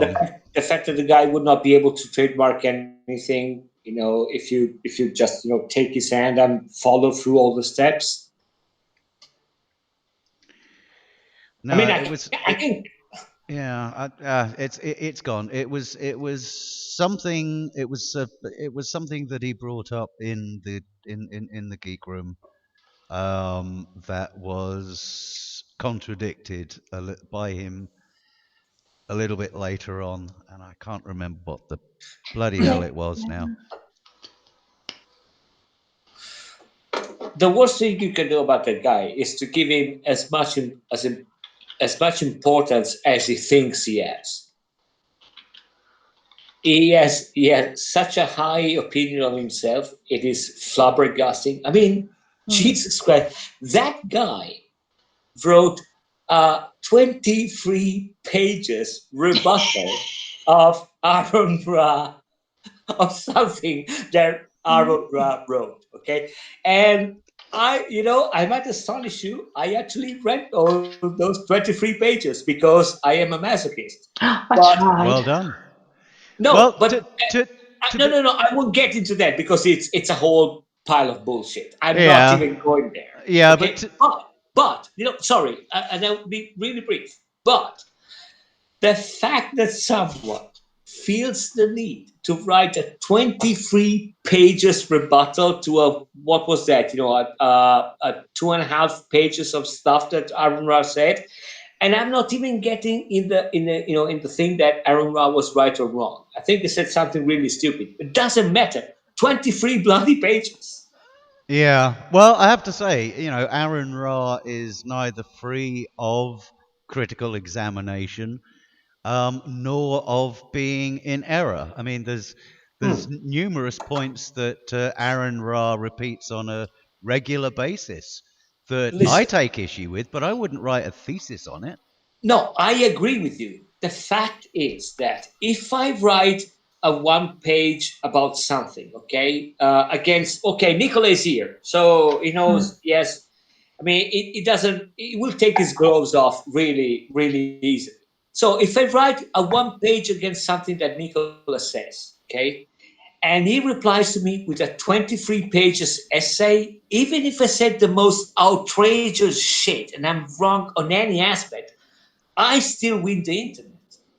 Because he wrote 23 fucking pages. I win. Yeah. Hmm. Do Right, you but agree, Nicola? Please agree with me, Nicola. For once. You've got to do that, asshole. well, I'm You're totally right. Like, just on the triggering alone, if you said Yeah. something that offended somebody so badly that you had to write an entire essay to address something that they were just effectively expressing their opinion, that person is living rent free in your head. absolutely correct. And 23 pages. He complained on Twitter. Sorry, Brian. He complained on Twitter that his fingers were hurting him because of how much he was Oh, writing. you He did, complained didn't you? about that Yeah. on Twitter. I mean, how fuck. And listen, I'm not getting into the merit of what he wrote or what he replied to. I'm just, examining things here. If you get so pathetic, I'm sorry, I'm gonna have a laugh at you. Like there is no fucking tomorrow. Well, Forget Laura and Artie, forget, all the master of comedy. Fuck it. I mean, I've got his photograph in my wallet. I got Steve McRae's photograph in my wallet. That's how dear I had it to my heart. Right. I think you summarized it actually rather well there, Fabio, which is that these internet online communities aren't about the content, it's about the optics. Yeah. And if it looks like you're going overboard, you lost. The point that Fabio made earlier on when he was in here the first time, I think is a very, very valid one, and I think it's well worth repeating. Because Fabio, bless him, is here for the lulz. Yes. And when you take that into consideration, that I wouldn't say it excuses a lot of the attention that he gets, but it certainly explains some of it. And I want to be really clear on that, because it is easy to dismiss my position that I'm here for the lords as, with saying like I'm a troll. But here's the thing. Here's the thing, Fabio. Here's the thing. It's only a minor facet of who you are online. Yes, no, but I want to be really clear on that. We are dealing with a person which has made his personal mission to define works. So I want everybody to take a moment and think about it. Is That this was his mission for more than 1 year. is He this where managed. Sorry, is this where we actually start moving into part 2 of this shindig, where we actually discuss the great debate itself, and, for example, the definition of words like atheist? Listen, the fact that he decided to go on that route and with that battle, I don't even think it is that important, because if you spend more than 1 year on that topic, you could have picked any minimal topic or thing and drive it on. It doesn't really matter what you pick. It Mic is check. so. True Oh, enough. sorry. True enough. Sorry, I thought Right. you'd finished. On that note, please continue, Fabio. But I need to go and chase some more pigeons out of the bathroom. I'll be right back. Yeah. Mic, So, mic. by the way, Nicola, I read what you write in there. I'll be back in there. So don't think for a second I'm not saying that you're trying to confuse me with French. Okay, you Russian guy. Anyway, so, regardless of what he picked as a topic, he made his personal mission for 2 years to define a term that nobody really cares about. And he approached it with all the possible different angles you can think. He went through the political angle, the historical angle. He's really fond of the philosophical angle, and God knows why, because by his own admission, he doesn't know shit about it. He's not an academic, but he loves to be surrounded by academics, and he doesn't. He's not shy of quoting academics as being his friends, and any second, but fuck it. I don't know why he does that. I really don't know. I don't care. But it's funny. This is why I say I'm here for the laws. The whole situation is fucking entertaining. You cannot possibly take the whole thing seriously. You can take seriously the fact that he tries to define, a term for, like, I don't know, a day or 2 days. You cannot possibly make that a mission for 1 year, because it becomes absurd. The only proper response is to have a laugh. There is no way around it. Nobody is so invested in the definition of a term that he feels the need to spend 1 year of his life trying to fight that fight. Because if that's the case, it means that you haven't got no problems in your life. I don't know, Fabio. I'm currently in the middle of a 4,000-page thesis on turds. Are you telling me it's a waste of my time? No. I'm just saying, if you do that, more power to you. Because if you think that this is your main goal in life, this is your main mission, this is what your passion drives you, that, to me, it says that you haven't got a problem in your life. This is the biggest problem that you have, and you think you're devoting 1 or 2 years to that problem. More power to you. I'm so happy. That means that you got no money problems, no social problems, you got house, you got no family problems, nothing. Like nothing. Somebody's just made an interesting point in the chat room, which I think is very, very pertinent. Thank you for that, Agrippa. I think it's a very valuable contribution. And he Don't says, listen to it. he says, Don't listen to the guy. do I need to invest my time in McRae? Probably not. Somebody should leak this. We'll send him into a panic. Thank you. We thank you for the sentiment, and I don't know if anyone could leak this. I'm sure you'd be able to. I think he might be referring to something he'd put earlier in the. Oh, what? Really? Oh, okay. Yeah, that it cost about $200 to get the registered GDC as a TM. Oh, I see. Yeah. Right. I notice the Agent of Doubt has rejoined us. It might be time for another mic check. Mike, are you checkable?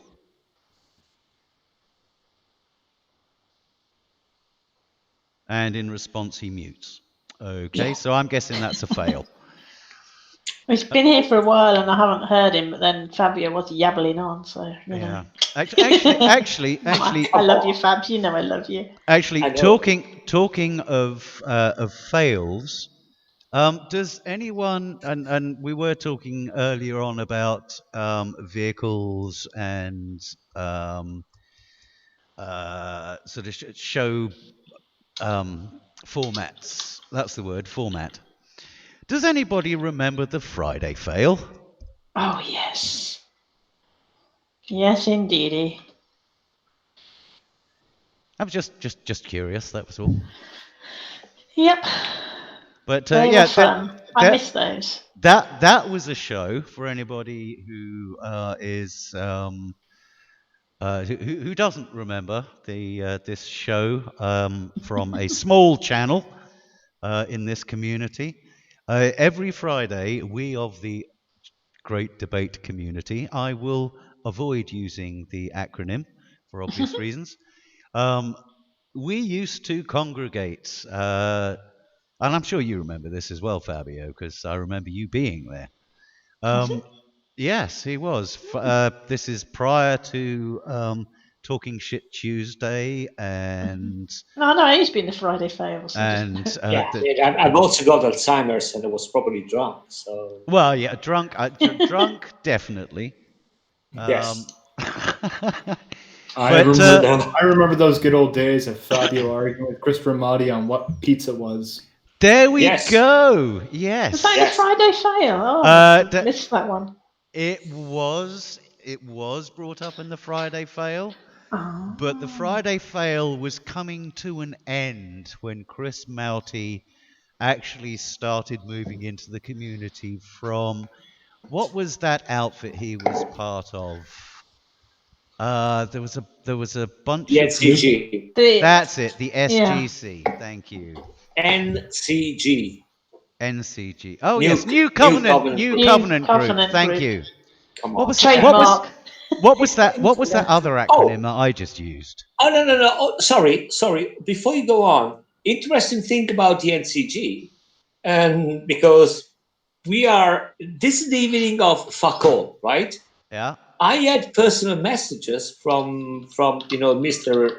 Agnostic at the time asking me to act as a proxy towards those guys in the NCG because he wanted to promote his channel. And it's in writing, so yeah, there is that. How about that? How about them apples? Cheers. Yes, how about them apples? Because at the time, Mr. Agnostic was, and I'm not even going there. I could quote him because it's still writing somewhere in my hard drive. I will find them. I already found them. But at the time, Mr. Agnostic was trying to build a platform for entertainment. I think those were his exact words. Okay. How about them apples? And remember, I might be drunk, but I can. I have stuff to support what I say. Never doubted it, Fabio. Just in case. He's got the receipts. I've got receipts. Fuck it, yeah. You see why you didn't go with an entertainment channel anyway? I don't know. That is right. I don't know. Fighting words, then Simus. Fighting words. Yes, I remember. I remember Yoke Up Halcyon. My name doesn't ring. Sorry, Galen. Really? You don't remember Yoke Up? Yoke Up? As I remember, he was one of those fundies. Wait. Wasn't he one of those fundies that everybody used to enjoy taking to task? Yes. Please correct me if I'm wrong. Yes, you're right. I do. Now you come to mention it. Yeah. But did he precede G-Man or not? I can't remember. But incidentally, talking of G-Man, One of the things that clued me on to this whole great debate community bullshit was this missive that went out declaring persona non gratis anybody who actually engaged G-Man. That to me was very, very telling. Yeah, I was in that group. Yeah. He banned me for a while. And also, Brian, not 3 weeks earlier, he'd been saying that his channel was above the Clown Car Posse. Then views didn't start happening, so he got G-Man on, right? And then he debated him for a week. He got some views, and then declared that G-Man was whatever the phrase is, non-persona grata or something. Persona non grata. Thank you very much. Got it brand wrong. Yes. Okay. I mean, he also said that the flat Earth was something that was below it. Yeah, exactly. And then he threatened anybody that took G-Man would be blocked. Yeah, and I'm sure. So hang on. So what I'm you're sure saying that is he Steve said some- believes in a flat Earth and it's underneath. No. I'm just saying. No, I'm saying that probably when Steve said that, he was 100% certain. That's Indeed. Yeah, and of course now he's talking about debating flat Earth as being the high point of the NS of the non-sequitur show. Oh, really?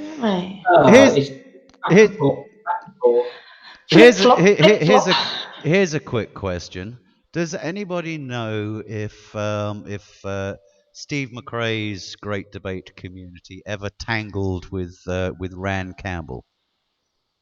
Don't think so. Rand Campbell. No, I think they were slightly different because that was slightly in the early days they did, yeah. They did? Oh, okay. Because if he hadn't, I'd have said I would have said they're complete and utter lightweight who doesn't deserve to lay claim to anything. No, that was like pre non-sequitur show, like when Flat Earth just became a thing on YouTube.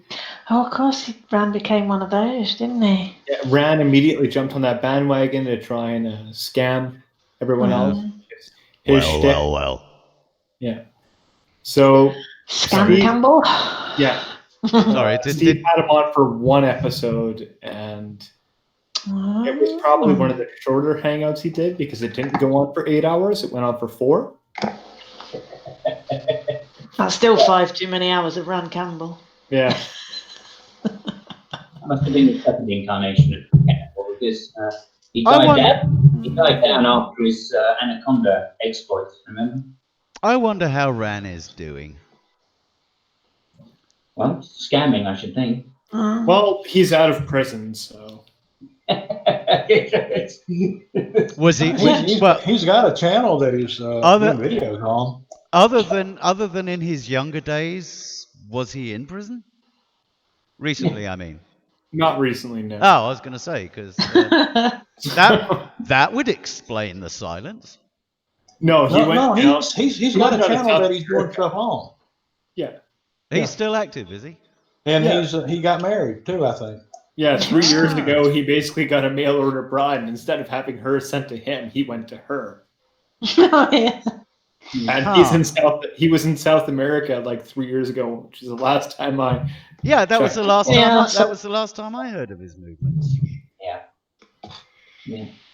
Oh, okay. And that suits me just fine. There you go. Okay, I have to admit, I do occasionally miss the big lug. But you do realise, Dee, that I am the only person on YouTube that ever had an official endorsement of their impression of him. Oh, right. Okay. Yeah. It still doesn't change the fact who Rand Campbell is, though. Yes, but it is significant in terms of officially recognised and endorsed Rand Campbell impressions. You just wanted to get on your Friday night fails. Well, yeah, that's true. He did. All right. Yeah. I have to say. Is that in perpetuity? In perpetuity, I say. Sorry. I just want to say thank you, everybody, and mention that Yellow Shots also has a licensed impersonation. That was excellent. Of That Rand was- Campbell? Of Rand Campbell. I did not know that. Yeah, Did Rand endorse it? hang on, he even got Rand Campbell to do a video for him with some outlandish effects.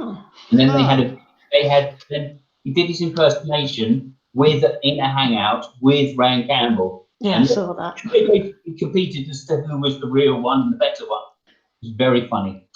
That was funny. I wish I'd been in that hangout. I would have won. I would have swept the group. I would have swept the board. Yeah. Oh, Okay. I don't know. Jello's impression is damn good. I've got to go. But Okay, take care. Brian, it's been a pleasure. Thank you, everybody. It was good to have you on, Simos. See you shortly again. Take care. Bye. Good to have you on. At the risk of bringing up a name that probably hasn't been mentioned in a while, Mark Anoia would do a really good impression of him. Oh, jeez. Yeah, I know. I hate that. Yeah. I don't know, because I mean, Jello was good because he sustained him. He'd have a whole conversation. He wouldn't just, do one like sort of well. He'd have a whole conversation. I know what it's like in there. Yeah, in that case, I resign my commission. One of the more fun bits was when he let it slip who his mom was. And people had to look it up and verify it. Oh, Rand Campbell. Oh, yeah. Yeah. Yeah, that was a bit of a shocker when that came out. I've got the book, but I've never seen the film. That's because there is no film, sorry. No. But I do There's have a couple the book. documentaries, actually. There's one, actually, where she picks Rand Campbell out by his childhood photo and then, sees him as an adult and goes oh, yeah, that's my little Randy. Oh, I didn't know that. Yeah. Oh, later, Fabiosus. Alrighty, take it easy, Fabio. Thanks for joining us. Pleasure having you on again.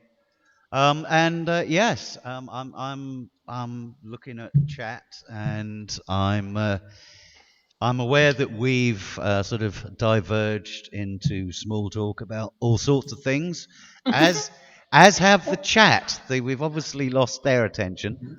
So I'm wondering if we have anything else left to cover on this particular hangout. If so, we don't. Please bring it up.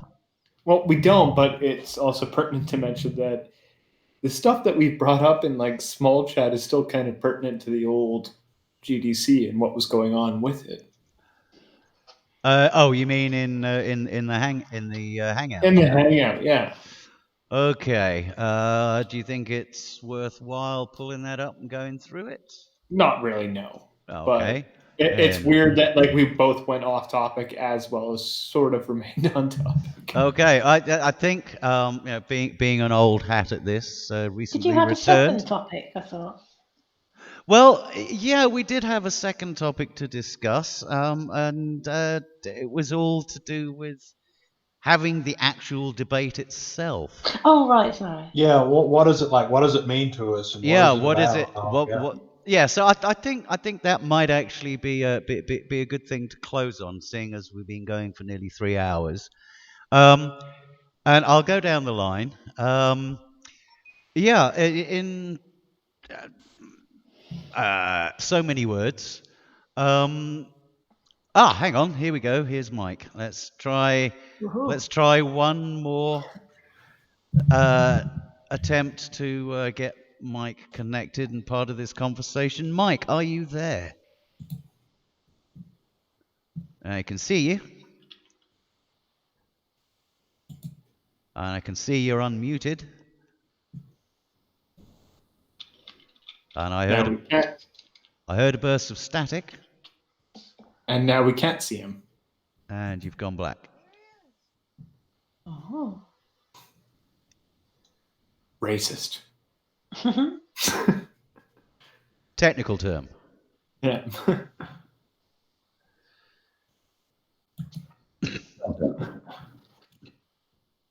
No, I think that's another fail.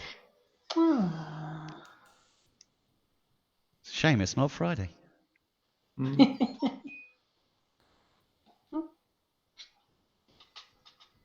Okay.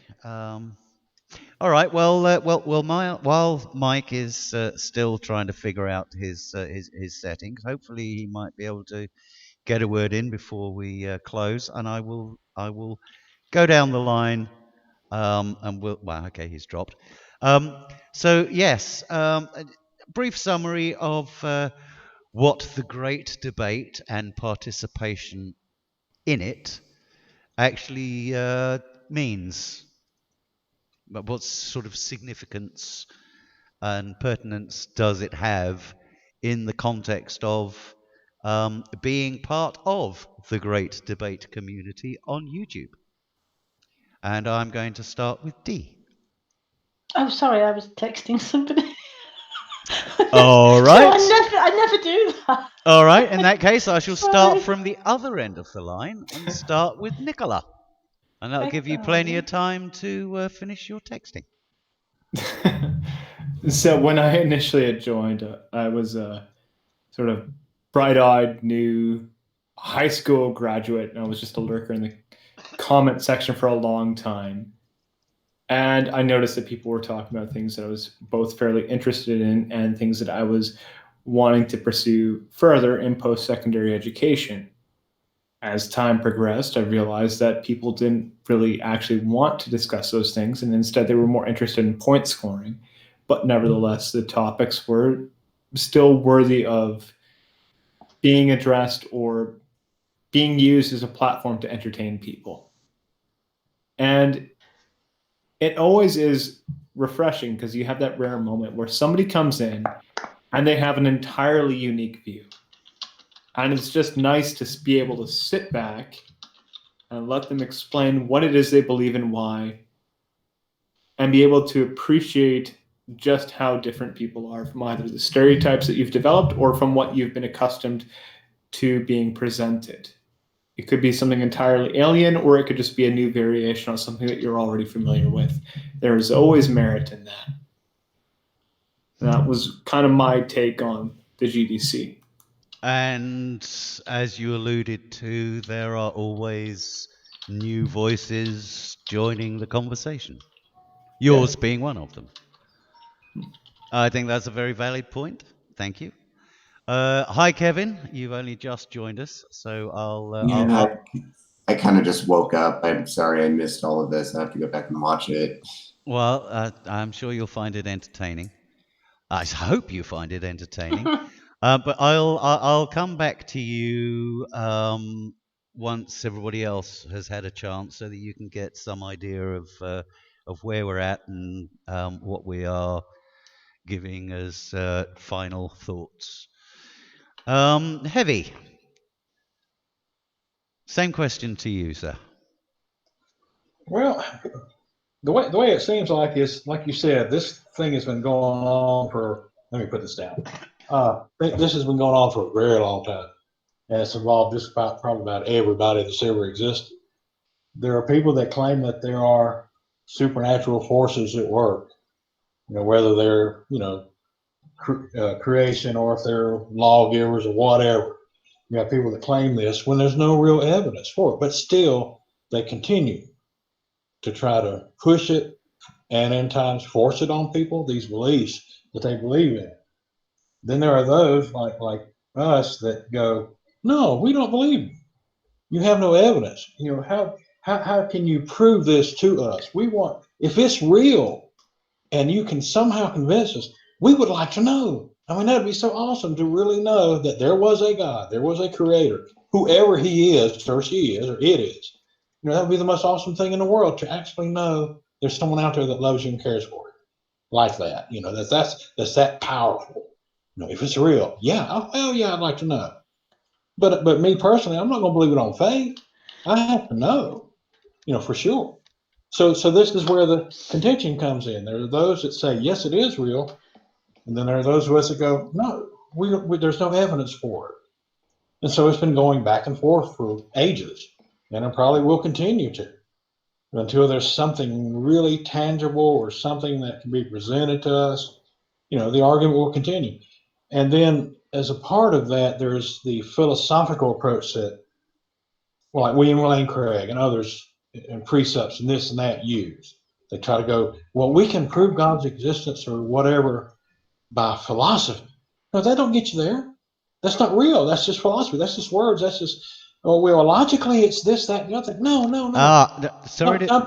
It's not something you can touch. Sorry to interrupt your flow there, because I am thoroughly enjoying what you're saying. Well, I'll finish and say thank y'all for having me. I'm very accommodating. No. I just wanted to ask you a follow up on that point. Yeah.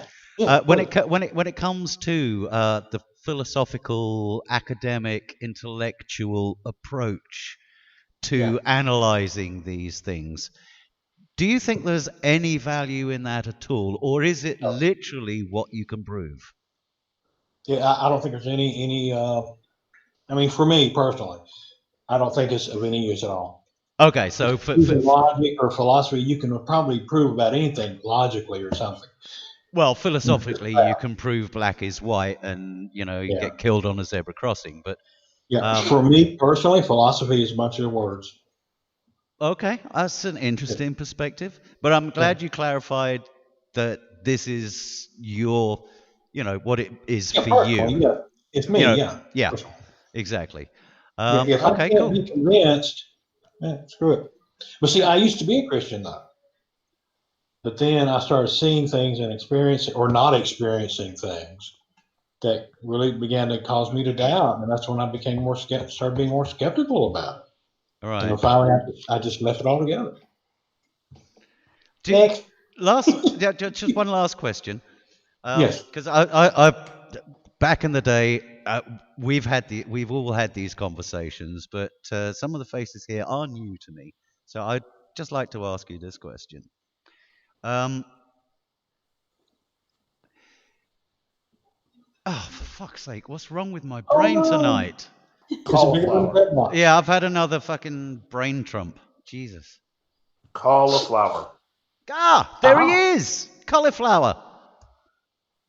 Oh my Here God. he is. Okay, so we'll was there anything else you wanted to say? No, I will gladly concede my time to our special guest. Okay. Mike. Welcome in. Mike. Yes. Welcome.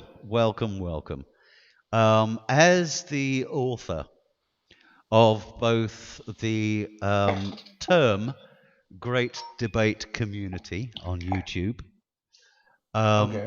and the content creator that we featured earlier, what would you like to bring to this conversation?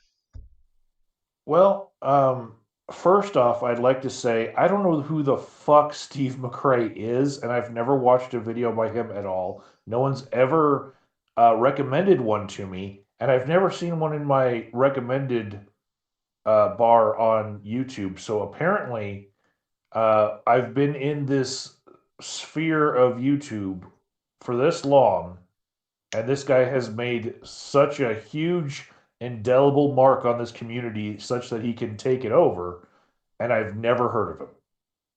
Ah, yes, but this is why we're reclaiming. Yeah. That's the first thing. I did hear of him from Jackie. She last year told me about this guy being a tyrant in a Google Plus group that he was managing, I think, and then nothing for an entire year, and then I get invited to this reclamation group. Okay, on the topic of the formation of the Great Debate Community on YouTube specifically, what can you tell us? How far does this term actually go back? When did you coin it? And did you in fact coin it, or did you plagiarize it from somewhere else, or was it just a natural development? And I do not want to be feeding you the answer. Okay, so I started using it in 2012 as a label for groups that I saw flagging each other on YouTube because I was studying the topic and sharing the results on YouTube weekly. The label itself is a reflection of how the community that I was studying did not evenly fit in categories that were binary. So it was a debate about religion and God and the existence of God, but there were a lot of people in that community who did not identify as believers or non-believers, and those were some of the more interesting channels, and they were still involved in the flagging. So I wanted a term that would encompass the entire community, not just look like a binary like atheist theist community. So that was the term that I selected as far as sociological research about flagging of videos online.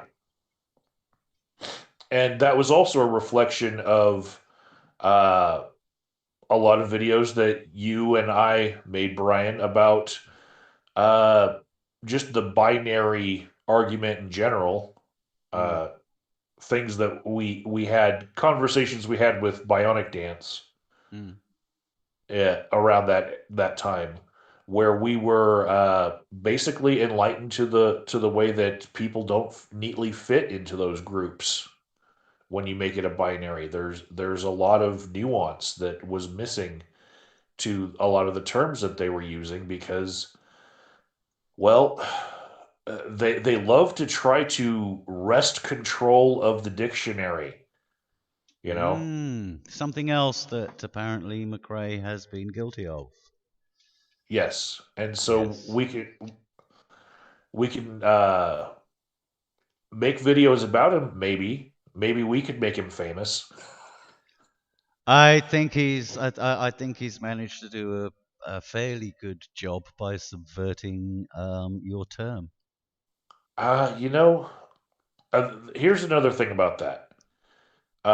In the wake of people who are actually good at bringing community together, you're going to see a lot of groups that get taken over and being run by people who cannot create a movement by themselves. Are you in my drawing? wake, I'm going to say there's a direct parallel between me coining the term hate club and then not being a part of what it eventually became. Oh yeah. And me coining the term great debate community. And for me, in my personal history, I can say, having been ousted as an administrator in a Facebook group about the Occupy movement and watching the new administrators run it into the ground, or being part of a guild in a video game where it was at one point great, and then the people who saw that there was this great machine in motion in that gaming platform decided to try to take over the group and declare themselves the leaders, and then they run it into the ground and all the members leave.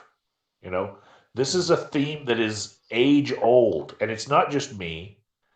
There's a lot of people in the world that are good at attracting friends because they are good people, and they attract good people.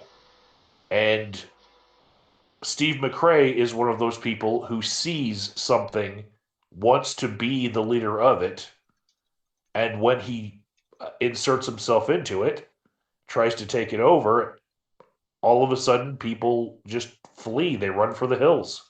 So the movement that he wants to trademark, it's losing steam because of him. I'm going to ask you how much you're channeling your experiences of and documenting of the Occupy movement there is here. I'm drawing parallels. Yes. It seems to me that movements come, for good causes by good people, and then there are people who are more concerned with power and notoriety and they get involved for those reasons, and those are the people who end up running the groups into the ground.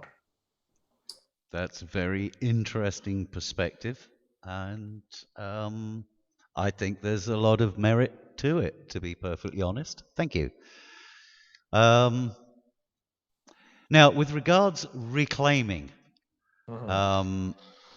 said term, earlier on we discussed how this might best be achieved by the YouTube community, the great debate community within YouTube at large. Well, What are your thoughts? If it's going to be if it's going to be positive, it's going to center around something that is positive. What I see in different iterations of what I would have categorized the great debate community, at first there was the schism between those who were anti-theist specifically and those who were very Gnostic in their belief.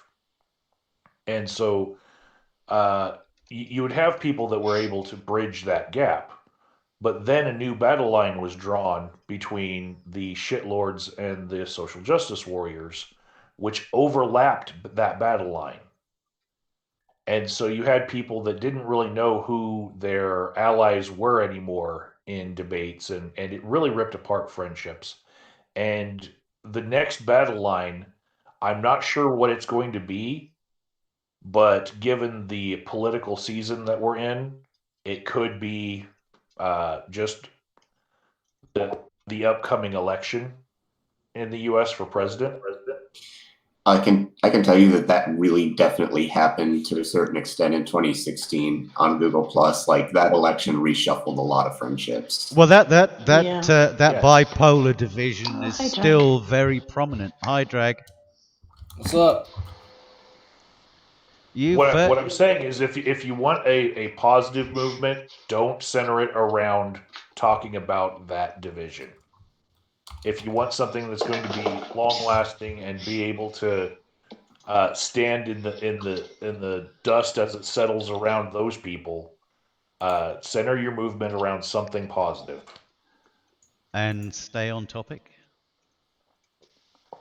Yes, stay on topic. That's something that I fail to do all the time. Meaning, don't devolve into personal dramas. Is kind of the rest of that sentence.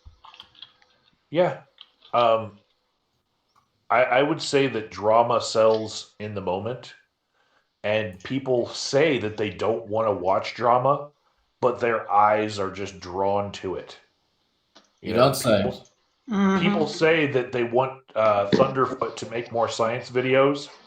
All he has to do is put Anita Sarkeesian in the title of one of his videos, and he'll get millions more views. Even though he'll get a whole bunch of comments that say, hey, go back to making videos about science. Those people aren't going to show up to watch his videos about science. That's a good True. point. That's a Very good true. point. That's actually Oh, go ahead. So you can make videos about drama and get those short-term gains, but if you want something that's going to really leave a lasting mark on the internet, like when internet archaeologists 200 years from now are digging through the good stuff, you need to find a positive movement and be a part of it, and really stay away from drama. Okay, sage words of advice. I want to jump in just real quick. Yeah, please do. Dragnaut just came in. Oh, I wish he came in earlier, but I know he's going to have some good stuff to add. But I just wanted to, remind, just have a reminder, like I had my little say, and that later, let the other people have their say too on what they think about what the great debate is and stuff. Oh yes, Dragnaut will get his opportunity. I did offer the next going along. That is if you finished, Mike. Oh, I'll be around. You're spent, are you? Okay. Right. Well, Galen is next in the line, but I did ask him if he had any final thoughts on this that he wanted me to read out, and he hasn't responded that. So I will give him. I'll give him a little bit longer to PM me on Twitter if there's anything he'd like me to say on his behalf. Next up is Fiona, unless of course you wish to surrender your time initially to Drag and let him go first. Entirely up to you, Fiona. Yeah, I'll let Drag go first. Alrighty. Hello, Drag. Welcome, my friend, to this shit show that calls itself a debate on the great debate community and reclaiming the same.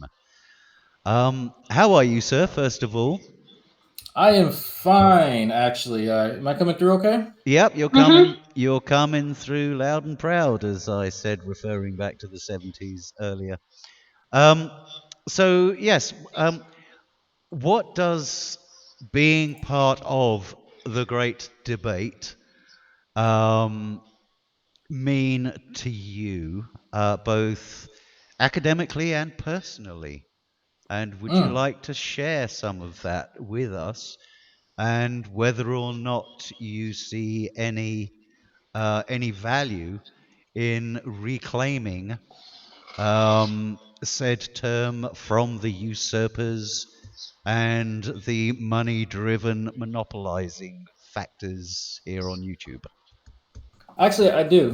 One of my motivations for contacting DPR Jones into restarting the Magic Sandwich Show was essentially I want what was once everybody's wrested from the hands of the few who are literally trying to turn it into a cash cow.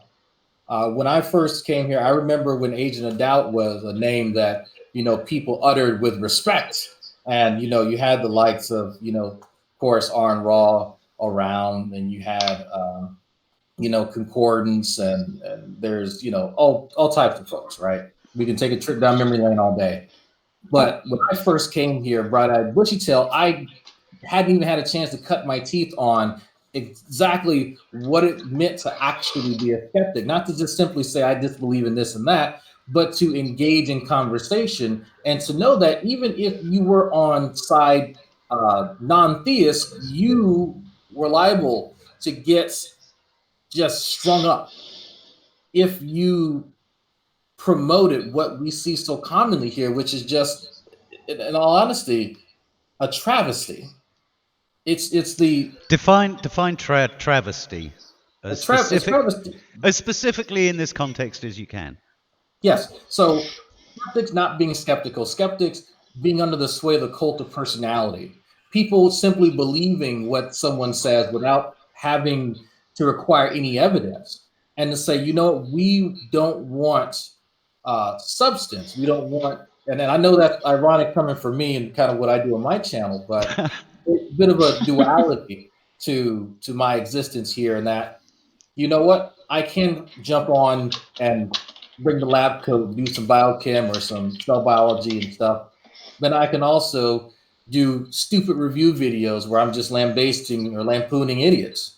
There's definitely value to be had in relishing in some of the drama, but when the entire discourse becomes simply, you need to cheer for the home team, and oh, by the way, I monopolize that platform, and that you must kiss the ring in order to play ball, and then while you are here, you will cheer for the home team. That's nonsense. That is utter nonsense. Now we're immersed in an environment where, instead of having long and protracted conversations on meta ethics, we are subjected to a few sophists who are only interested in gaining more sycophants to line their pockets and to puff up their own egos, while talking about the definition of a goddamn word for months on end. That, to me, is just a travesty, if I had to take my time and explain it. I think that's very succinct. Thank you. What are your thoughts on My brain is farting all over the place tonight. My sincerest apologies. It's this morphine that I've been on for the last 6 months. I do apologize. When I hear Dragonaut say those things, I'm reminded of the evolution of Thunderfoot. Yes, thank you. That was what I was going to say. Thank you, Because Mike. Thunderfoot made a video once called "A House Divided," Exactly my point. where he was saying that we should not be fighting each other and infighting. And then he made a bunch of videos later criticizing other people who were also atheists. And he looked back at his own work and he revised his own thoughts and said, yes, we do have to clean house ourselves. We do have to have these conversations. And so he went from being the type of thought that creates those sycophants to being very much a lone wolf as far as his admittance to any group such as this. I mean, he does not get invited to a lot of parties anymore because he has gone around knocking heads in a lot of the skeptic community, and he's not trusted. He's more seen as like a rattlesnake. As far he could bite anyone. You could be his friend one day, and then he'll see something that he doesn't like of yours, and he'll speak ill of it, and that is actually a good thing. If you see something that's out of line, where a skeptic is not thinking skeptically, you should call it out, and you shouldn't have to be beholden to, towing the line of atheism. When you're thinking about who you're going to have discussions with and about. That's a very excellent point, and thank you for making it for me. Because when Drag was talking about, having his say, that was the thing that I picked up on, that I wanted to ask a question of. This whole house divided cannot stand business, and I thank you for making that point. Was there anything else you wanted to say, Drag? I will say that as somebody who kind of helped the current tyrants run amok, I feel partially responsible for it. There's even videos where said people are thanking me for helping them establish the travesty that I just spoke about. And rightfully so, I removed myself once I realized kind of what I'd done. So since then, I felt like deep in my heart there's personal burden for me to rectify this. And so that's why I recently reached out to BPR, and we are getting the Magic Sandwich Show started back up so that there is a place where skeptics can be skeptics. You can cut your teeth on whatever you need to in order to get your mind where it needs to be, and not just believing whatever the current crowd favorite is. It is going to be a battleground of sorts. It doesn't matter if you're a skeptic or I should say you're an atheist or a theist, right? We're not going to focus on one definition for 6 months. We're going to be able to communicate with one another and discuss the concepts and not get hung up on silly things like that. Right. So basically what I'm hearing is we should be, as a community, as a debating community, we should be robust enough to absorb nuance in definition without actually destroying the quality of the conversation that we're having. Yes, sir. Of course. Like that is, and it has nothing to do with feeling. There's plenty of times I can tell you personally that 13 Heathens has contacted me privately. Hey, Drag, I need to talk to you. And you know what? And yes, I was, whatever it was, those many times I was wrong. And I said, you know what? I need to make sure that the next time I go live or the next time people see me, I need to address this. And it has nothing to do about feelings. It's about keeping each other in check, having integrity, having a backbone. Personal integrity. Yeah, I agree with you. And I think I think without this becoming too much of an echo chamber, I think we can all agree that there are certain people, prominent people in the community, that have fallen down that rabbit hole in a big way. Well, I can tell you that I was late to see it, and Vicky was the first person to tell me to stay away from the social justice arguments and the feminist arguments as they were coming into the great debate community. And I did not see it. I was blindsided. I did not see how it was going to rip apart our community. But Exiled saw it before I did. She saw it coming. I also did not see the rise and fall of Sargon, but EvoGen videos, he saw it first. He saw what it was going to become. He hated Sargon when Sargon had 1,000 subscribers. Yeah, Sargon was an accident just waiting to happen. And you know, when Evo bowed out in order to go back to school and get his degrees, you know, he wasn't there to be able to put up that opposition that he was probably equipped to do, but you know, no one was calling out the sycophant that was that it was becoming. You know. Yeah. Okay. Well, Dee, you're up next, but before I hand over to you for your final words, I would just like to welcome Dr. Richard Firth-Godby here to our chat. Good evening. Good evening to you, sir. How are you doing? I'm doing okay. Just went away for I would have called it a holiday, but it was a nightmare. Our car blew up and we got lost and I knackered my knee and nightmares. So I've come back home to relax at work. Okay. Well, yeah, I suppose under those circumstances, work can be relaxing.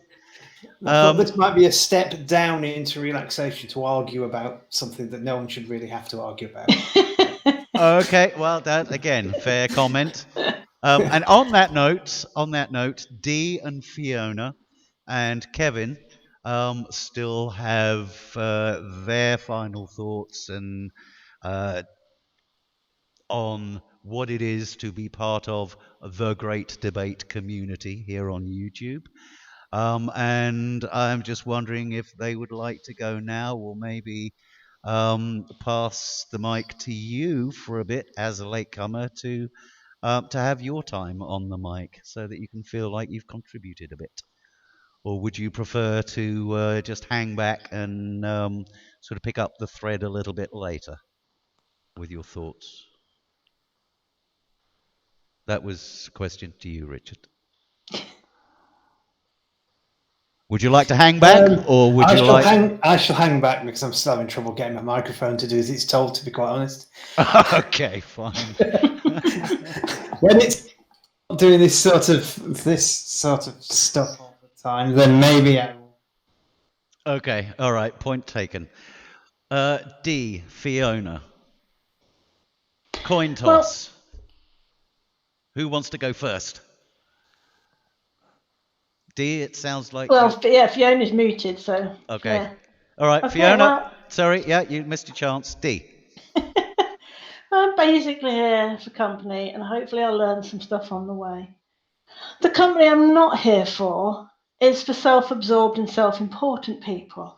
I'm not here for people who are sad, desperate, and creepy, and I don't really care for intolerant people who can't take positive criticism. And I'm not here to be with people who claim to be skeptical and yet constantly jump to conclusions. Or in a nutshell, I'm not here for the company of Steve McRae. Okay, that's short and sweet and succinct as all hell. Fiona. Well, I mean, what can I add? I have to ditto D, and I have to ditto Agent of Doubt. I have to ditto Drag as well. Because they've all brought up points. Is there anything that you would like to add specifically as the only disclosed theist on the panel that I'm aware of? Yeah, I mean, what I expect to get from the Great Debate community, I have learned a lot about some of the philosophical arguments, which are very interesting, and I'd like to learn an awful lot more of that. However, I don't want to spend, and by my reckoning, it's now over a year on the definition of a word, because from that I get nothing. But I also, I want to give as well, because I have the science background. So I'm one of these, what seems to me online to be a very rare and weird person who can be a person of faith, but also a person of science. You are a rare bird indeed in these here parts, and this is why we treasure you, Fiona. Indeed, absolutely. But, and I think, and it was one of the reasons, and I believe in a way Jade was the same, in that what we were interested in doing within the Great Debate community wasn't so much arguing about the existence or otherwise of God, but to show that you could be someone of faith without completely throwing all science under a bus. Which seems to be the impression that most people coming away from debates on YouTube tend to have, in my experience. Yeah. Well said, Fiona. Yeah.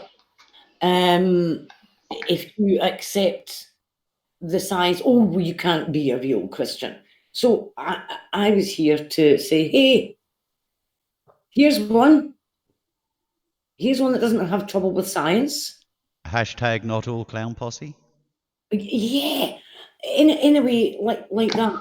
And so, I mean, from the Great Debate community, I hope to, in a way, not overtly, reach out to theists that were, maybe beginning to learn about science and thinking, oh no, this goes against my faith. And I'm not saying reach out to them to help them keep the faith, just to be there to say there are other options. You don't need to be at one extreme or the other. So it's not an either or zero sum proposition. I hope to get from the Great Debate community, or what I hope to give to the Great Debate community. But it turned out that I think all I was expected to give was my time in moderating a group for someone else. Yeah. To overturn your moderator decisions and then publicly troll you in said group. And been there, done that. Bring you down. Right. Rather, because and it's hard to explain it. I think you're doing very well. Sorry, I just as quickly to point out, Dee. Sorry, I had to mute you. I was getting a lot of background noise. But anybody, because it meant my time was being spent in trying to put out little fires, right? Rather than what I was here for. But it wasn't my own fires I was having to put out. I was having to put out other people's fires. And I think a lot of people have noticed I've stepped right back because I cannot be bothered with all this nonsense anymore. And that's what it is. It is nonsense. It's one person on an ego trip who's determined to trample everybody else. Now, I mean, they say in science, everybody gets to where they are by standing on the shoulders of giants. Okay, that's fine. But they acknowledge on whose work they have built. But in this case, people have been taken for a ride They have been used, and then they've been thrown to the side when we finally said, look, this is maybe not the way to go. When you're being told by someone, if you go into X person's hangout, you are banned from mine for 2 weeks, then you say, wait a minute, who are you to tell me whose hangouts I can and cannot go into? That is beyond the topics of the great debate. That's beyond anything that any of us is here for. We are not here to be told who we can and cannot associate with. When it gets to that level, then you've reached the schoolyard level of, well, if you're friends with Madge, I don't want to know you. You have to hate Madge or I'm not going to play with you. It's childish. It's dictatorial. And quite honestly, this community, as I said earlier, is like herding cats. We all have our own opinions. We all want to voice our opinions. And we are not interested in just towing the line.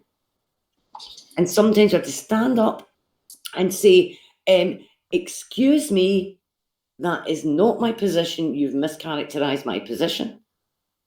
Even if it is somebody who is on your, in air quotes, side. Because otherwise it's being used. I think that's a fair point. And I've ended my rant. Sorry. Okay, fair enough. Thank you very much indeed. Richard, Kevin, which one of you would like to go first? I'm going to call on you, Richard, because you have unmuted first. I have. Trigger finger there. Firstly, apologies for the hair. I was watching The Cure last night and something came over me, obviously, so I now have the Rob Smith look. But other than that, this whole thing, let's see if I can do this in the form of a story. Some time ago, when I was an undergraduate, I started a radio show and it was interviewing famous skeptics, and I was trying to find a name. I could not think of a name. I banged my head. The only name I could come up with, I kept thinking, I can't call it that. So in the end, I got hold of Matt Dillhunter and said, do you mind if I call this a skeptic experience? And he asked around. He said, yeah, sure, go for it. And I said, do you mind if I interview you first to kind of give it legitimacy? Because kind of, I knew there was a tag out there's a name that was going around, there was language being used, and I didn't want to look like the douche who pretended to own it, because that was the right thing to do.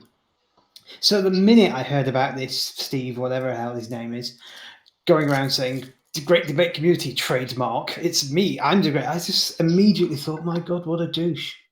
That was the first red flag. And then hearing about the whole Hangouts thing, and then this money, 50% in perpetuity. In perpetuities, yeah, it seems to be the only thing. Shout out to Drag for that one. It seems to be the only thing that he says in the last 10 videos I've seen of him just going on. How often money comes up, isn't it? Yes, almost constantly. But just the whole idea that he has ownership over something. And it's people who know me know that one of my things, I have basically 3 branches in my life: history, the psychology of emotions, and language. And I combine those in what I do. So I used to, bionic dance used to make on the back of my head against the wall until my brain fell out, because of the whole baby's racist and the definition of that and this and the other. I once sent her a huge list of books on linguistics and said, you seem to be into words. Read these. Just read them. And she never did. So when he started with the atheist thing, I found another spot of wall that hadn't got my brain splattered on it and started banging again. And that's for this debate community. It's supposed to be, it's supposed to be somewhere where we can come and talk without there being any sort of, obviously there will be hierarchies. That's how humans work. There's, if suddenly Aaron Ra turned up on this hangout, we would probably have some deference towards him, doff our cats a little. If not a lot. Speak for yourself, Richard. Just a little. although the great DPR did turn up on that Discord. Drag remembers pissed, and that's hilarious. The great DPR? Sorry, I take issue with that characterization. Oh, did I not? Was I not sarcastic enough? Do you want me to be okay. No, the that's fine. great DPR. Okay, fine. Nuance accepted. I thought he was actually saying the great D. The great D. Well, that's another conversation. Nobody would doubt that, of course. But still, it was somewhere when people did talk. One of the reasons I did a lot less YouTubing is because I tried to do a chat thing on Hangouts where we all had nice, interesting talks and it was respectful and all that. And I was getting 25, 30 views, while over there was Prat Boy and Dickhead being rude to people and pulling in tons of cash. And I thought, what's the point? I don't want to be Prat Boy and Dickhead. I don't want to do that. I don't want to just get some idiot who believes the world is flat and laugh at them for 300 episodes. That's not what I want to do. I want to lift up the PhDs. Oh, wait.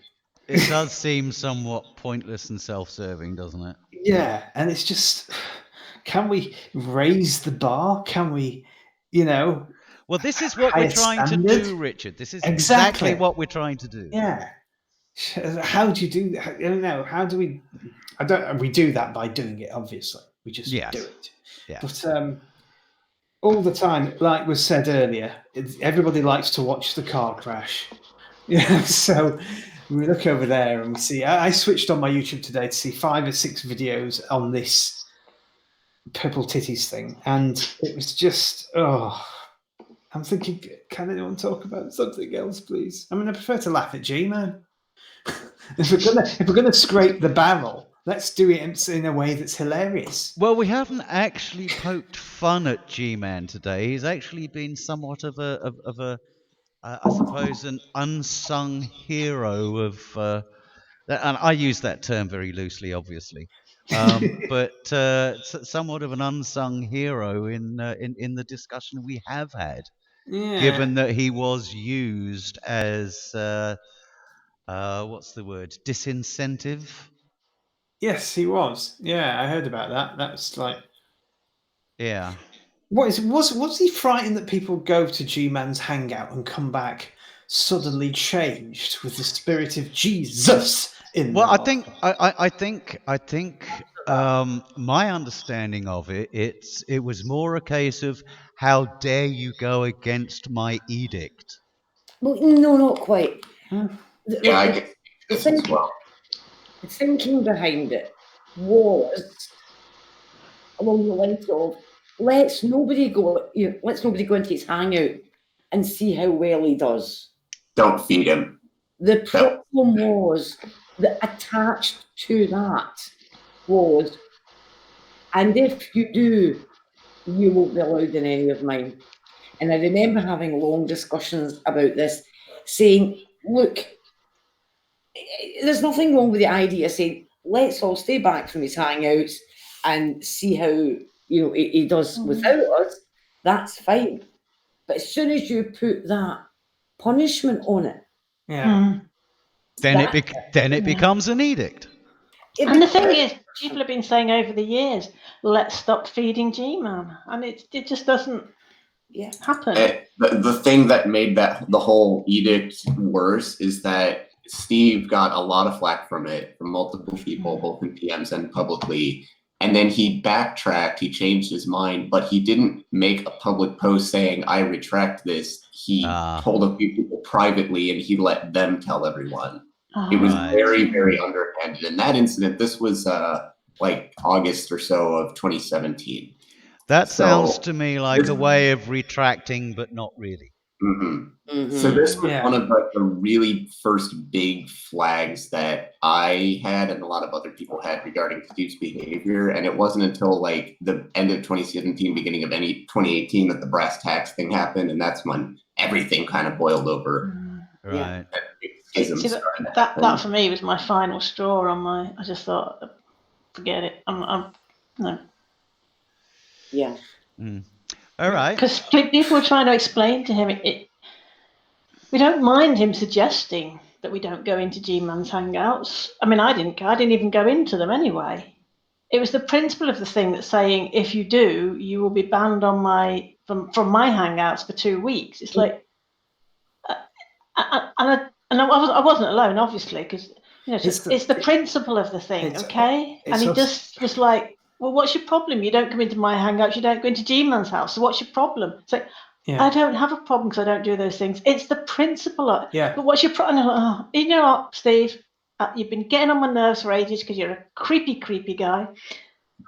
And I just quietly left the GDC group and just thought, I find the self-importance of that extraordinary as well. I mean, who the hell does he think he is? That's one of the most mild things he's done. I know, but in general, just everything I hear, the first thought is always, who the hell does he think he is? He does. Let me tell you, as someone who used to, and these guys can tell you, I used to be his PR guy. Like, I used to be his confidant. He is suffering from some serious delusions. He actually thinks that one day he'll have a syndicated radio show. Like, that's something he hasn't verbalized, but he actually thinks that. Like, he thinks that he can be on TV.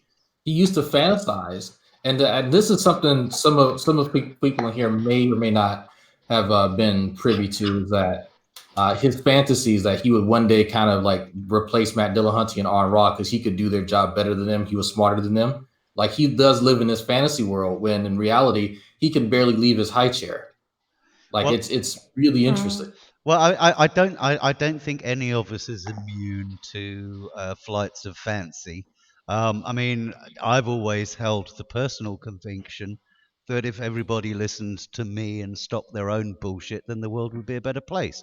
But the last thing I would do would be to make a point of saying that in public and trying to get people to adhere to that.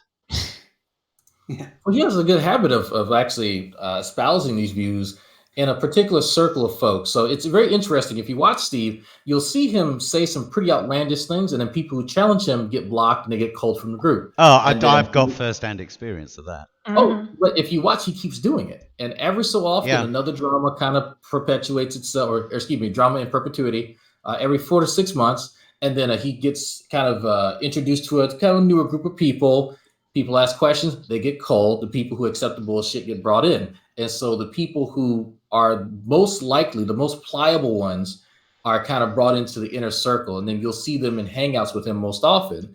But recently, some of them have kind of fallen off because they themselves are starting to see how toxic Steve is as a person. You have to sacrifice your integrity to be around him. You will actually see people that you thought were skeptics, you thought were thinkers, will go beyond themselves and just slander other people unjustly just because it would make King Steve feel better. And he gets to, give them praise from his high chair and everything is cool. Did you get the impression he'd love to be a cult leader? Oh, yeah. If you have integrity around him. I know why Exiled would be so concerned with Steve McRae now, because it fits a certain pattern of people that she's been dedicated to tracking online. So that's interesting that you mentioned. I'm understanding things now. Yeah. You mentioned the cult leader thing, because one of the first people in our part of the community to call bullshit on Steve's entire persona was 13 Heathen. Yeah. And he hates cults of personality. Like, you can smell that coming from a mile away. And he and I were talking early in 2017 about some of Steve's behavior. And I was like, I don't really like the guy either, but I kind of like what he's doing. I think the group is a good idea. I want to help out as much as I can. Yeah, it's funny because the original premise of what Steve wanted to put forth wasn't a bad idea. Like, it was the platform where people could come and have a discussion. That's why I was on board with it. But slowly, and the irony is that Kyle now did this to him, things change. If I can quote Suge Kyle, things changed. It became, now that Steve can earn money from people, and now that this was kind of the monopolized platform, then he could start filtering people out who didn't serve. That's really loud. He could start filtering people out who didn't serve his purposes. And that's when my ire began to just slowly just grow towards him. And then it came to a head where I'm having these long and protracted conversations with him in private about, look, you are making this hard for yourself.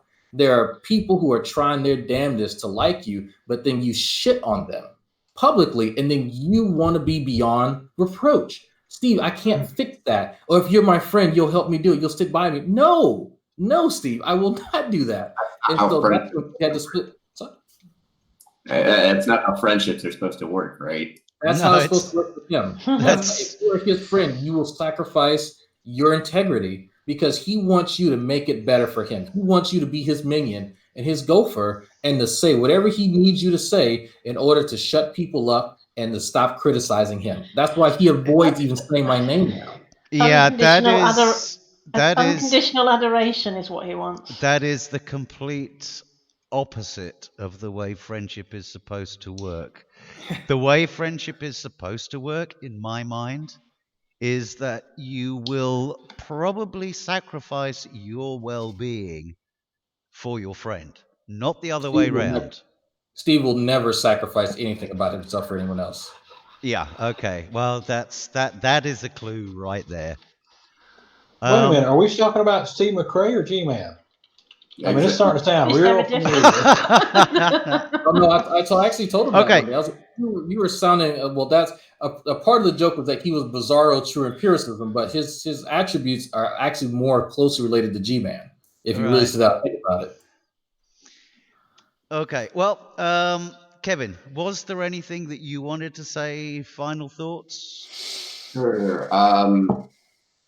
Sorry, I'm just because I'm just conscious of the time of the fact we've been running for 4 hours. And... Yeah. I mean, I don't want to talk too much about Steve. People already know my thoughts on Mr. Agnostic. No, the final thoughts were being. I know. I'm getting there. Okay. I guess I can talk about my history in the community a little bit. The Great Debate community means a little bit more to me emotionally than a lot of other people do, and that's primarily for two reasons. First, it was discovering some of the early YouTubers like Aaron Ra, Potholer, Thunderfoot, Don Exodus 2, 13 Heathens was one of them. Back in 2009, as a fresh out of high school, that resulted in my deconversion from evangelical Christianity, creationism, and ultimately learning how to think for myself. And that was a pretty big deal for me. Over the next 4 years or so, I mostly just lurked in YouTube comments and just followed things kind of from a distance, mainly bigger channels. I didn't really get involved. And then I started discovering Hangouts and Google Plus. And beginning of 2014, I started going into Hangouts, some of the New Covenant group things. 13 was running his Insomnia Shuffles. I started going into those. And then later in 2014, I met Jackie through the community. And that's reason number 2 why I have a strong emotional attachment to it. So yeah, the people I've met through this community have really kind of become more like a family to me than anything else. I don't really have a lot of real life friends that I talk to frequently. We've moved several times, but I've always been here. I've seen a lot of stuff happen. My contributions to the community have mostly kind of been behind the scenes. Although lately I've kind of turned into the community's pet programmer, which is interesting with some of the projects I've done. But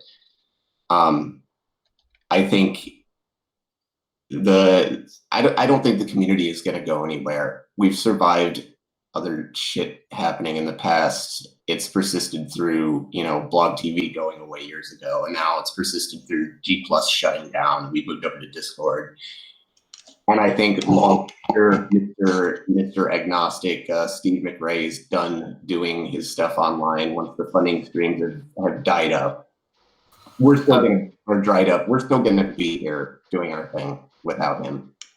Can I offer my 2 cents as far as the drawing up thing? I'm not dissuaded or discouraged anyone from ever donating to Steve. In fact, I want more people to. I want him to bleed people dry. I want him to get as much money as he can and as much attention as he can from every single person that he can possibly find. Because once people kind of realize who he is and what's going on, they'll kick themselves in the ass. And so I will, that's just kind of, I guess, schadenfreude. I guess I think that's the term for it. That is the term.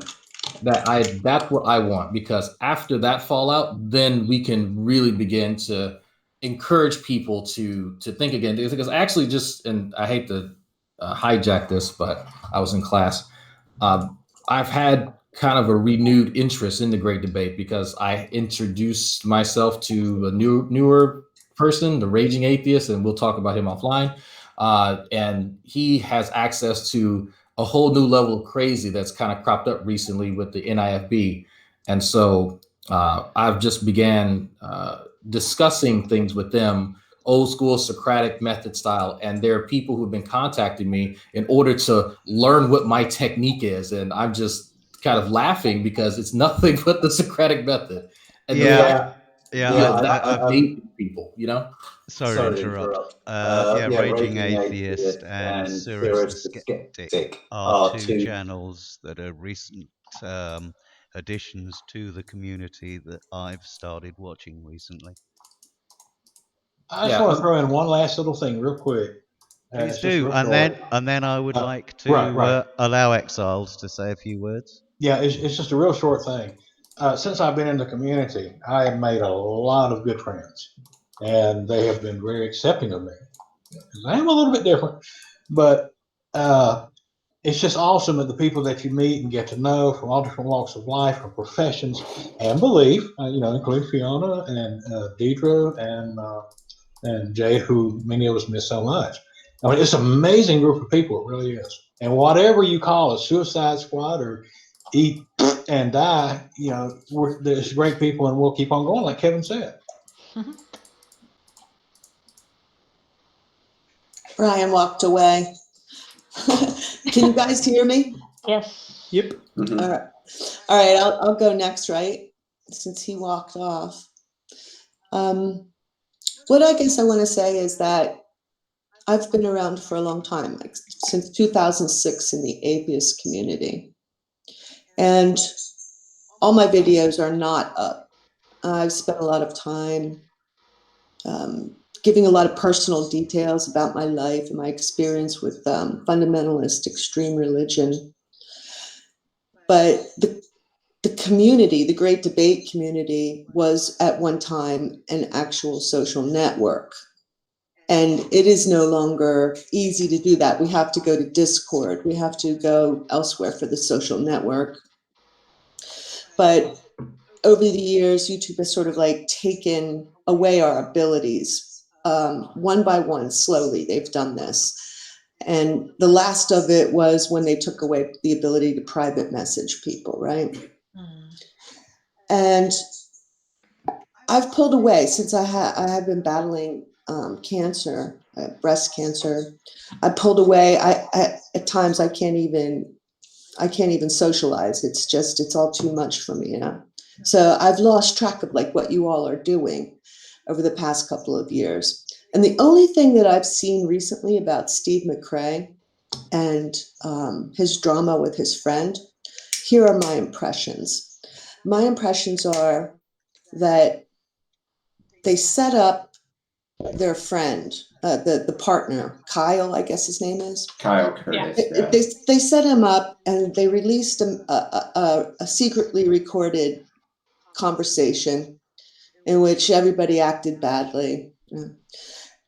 But the next video I watched after that one where they were all dissing on Kyle was that he was saying he did a live stream and there were comments.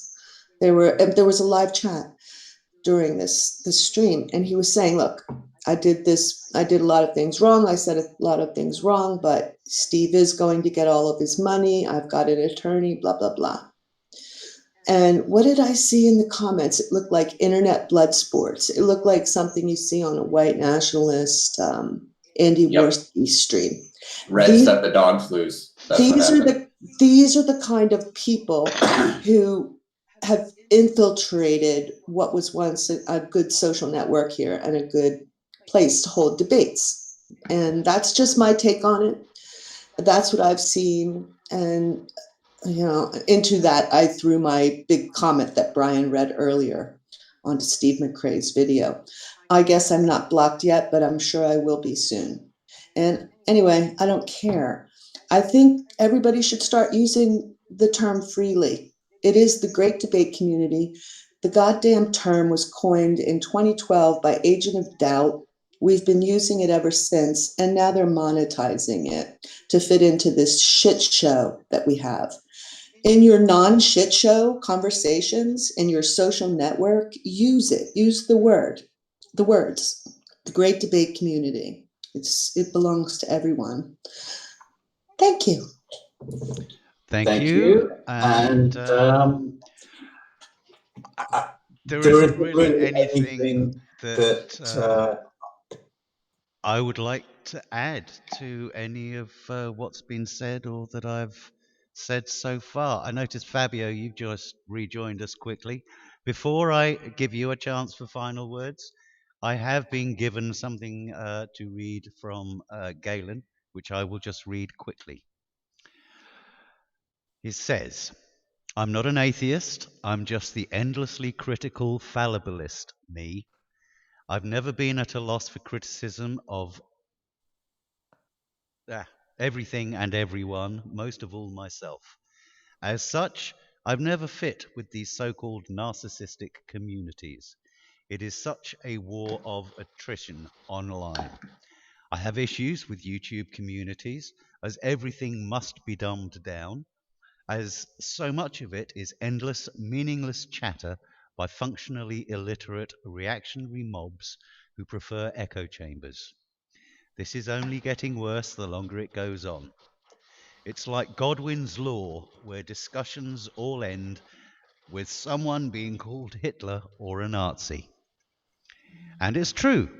More so, everyone will eventually be labelled as such, as they do not belong to one group or another. Everyone is a heretic to the group they don't belong to or agree with. I've seen few see through a Rashomon effect and have a greater understanding and can partake in a dialogue. At least BookTube still exists, but I'm overly critical of it too. But there is a lack of discussing human experience and critically listening, truly listening in all of this. And that's tragic, as so much of everything said is by people who have nothing to say.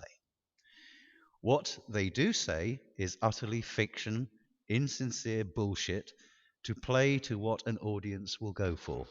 And those who do have something to say with a boon to offer the world are ignored. Yep. And exactly for that reason. Great debate? Where? It is said in the land of the blind that the one-man eye is king. Pig shit. The blind will smother and destroy anyone who can see for that reason. Oh. It's tragic, as Exiled says, that the blood sports for drama dominate, and that is painful. Thus the politics of hurt feelings took over, and the communities have collapsed upon themselves. All we can do is make sincere corrections. And on that note, I would just like to thank the 36 people who are watching.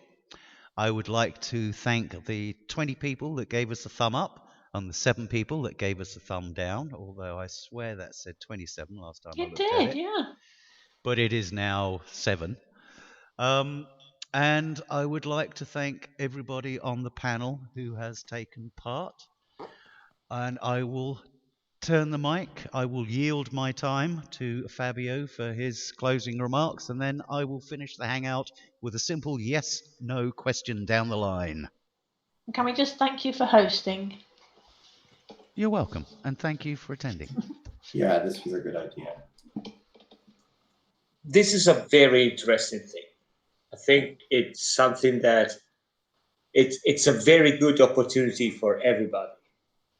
And there are several reasons why this is a very good opportunity. The first one is that everybody in the world can now appreciate the value of going to nuke school, which is something which was obscure and nobody really realized it. Now everybody is aware of it, so good job.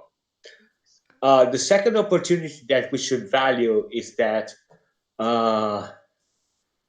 if you really get mad for any reason about this kind of shit, just I'm really happy for the people which gets mad in from all the sides of the fence, because that can only mean two things: that you either have a very shitty life, and this is what's really important to you, or you don't give a fuck and you're just here for the laughs. Now, I think that everybody should give a really hard look at the situation and what is the personal attitude towards that. Because again, I don't know who's right and who's wrong, but I'm not the kind of person which is going to write a 23 pages reply to a blog post. And I don't know if I'm right or wrong, but I know that I've got I would say a pretty good life, but I'm having quite some fun. So I'm pretty sure that I'm right on that side.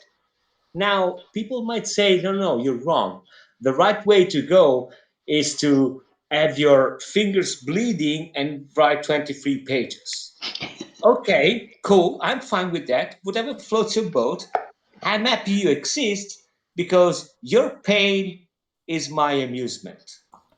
And this is what people should really understand. Nobody is necessary around here.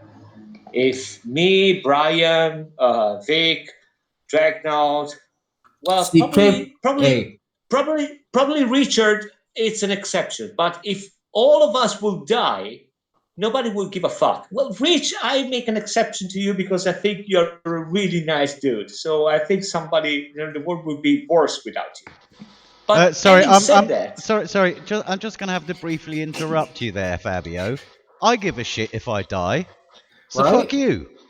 You give a shit. The problem is that nobody else would. You know, nobody is really needed in this world. So if you make your mission I'll for concede 2 that. years, if your mission for 2 years is to educate people on the meaning and the definition of a word, so there are two options. You either have a wonderful life, and by wonderful life, I mean that you're probably fucking Russian hookers, a different one every evening. You're full of money. You have a beautiful house, probably 4 or 5 Ferraris parked in the garage. You have not a single problem in the world, because if that's your problem, man, I'm really envying you. So it's either that, or your life is not that good. You know, that it's so failing down that this is the only thing you're clinging to, the definition of a motherfucking word, and trying to exploit a concept that people has worked not really that hard, but people are given time and passion and so forth. And you only see the opportunity to say, oh, that's a nice word. You know what? I'm going to set up a channel where everybody can contribute with their work, and I can reap all the money out of it. I mean, either cases, good job. I mean, you're doing it right. Okay. Thank you very much. And on that note, a quick yes/no answer across going down the line, starting with D this time.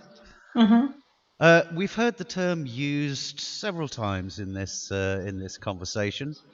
The term skeptic. Limited to theists, atheists, or not? Not limited, no. Drag.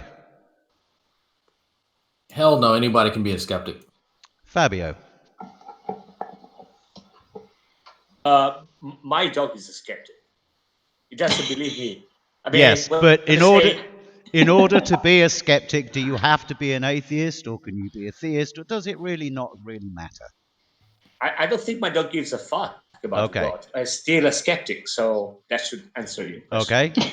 Now, Fiona, are you still here, or are you dealing with horses? I'm still here. Okay. I'm dealing with cats now. No, I don't think it matters. Okay. Heavy.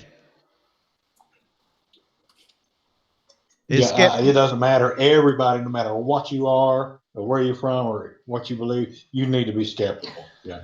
Okay. Kevin. No, because nobody applies skepticism universally to everything, including atheists. Okay. Mike? No, because I don't skeptically take a shit. No, the quest. Speak for yourself. The quest, Mike. I can be a skeptic.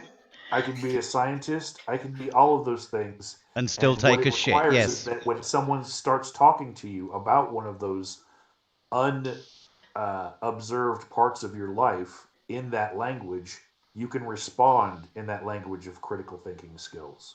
Okay, so it's not exclusive to any particular group. No. Okay. Just Even shitters. As long as you can respond and understand the critical thinking skills that someone is trying to convey to you, that maybe you need to use in some other part of your life, then you're part of that skeptic group too. Okay. Richard, shitting on the pot. Exclusive. Sorry. Being skeptical. Limited to atheists, theists, or not? I've never met a Christian who defecates yet. No. No, of course. I mean, some of the most gullible, mind-numbingly stupid people I know are militant atheists.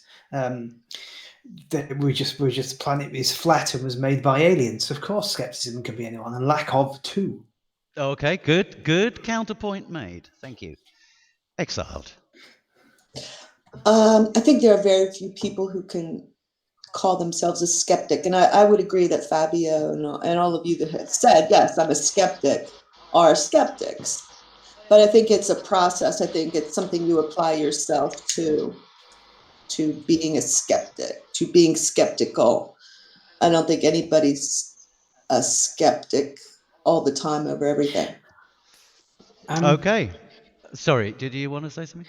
I was just going to add, if it comes to skepticism, I've always been with David Hume when he talked about extreme skeptics who are skeptical of everything and then said, but will you leave my house by the door or by the window? And test whether gravity has any effect. I mean, that's... Nice. Bloody educated people. Nice. I used to read. To coin a phrase, nice.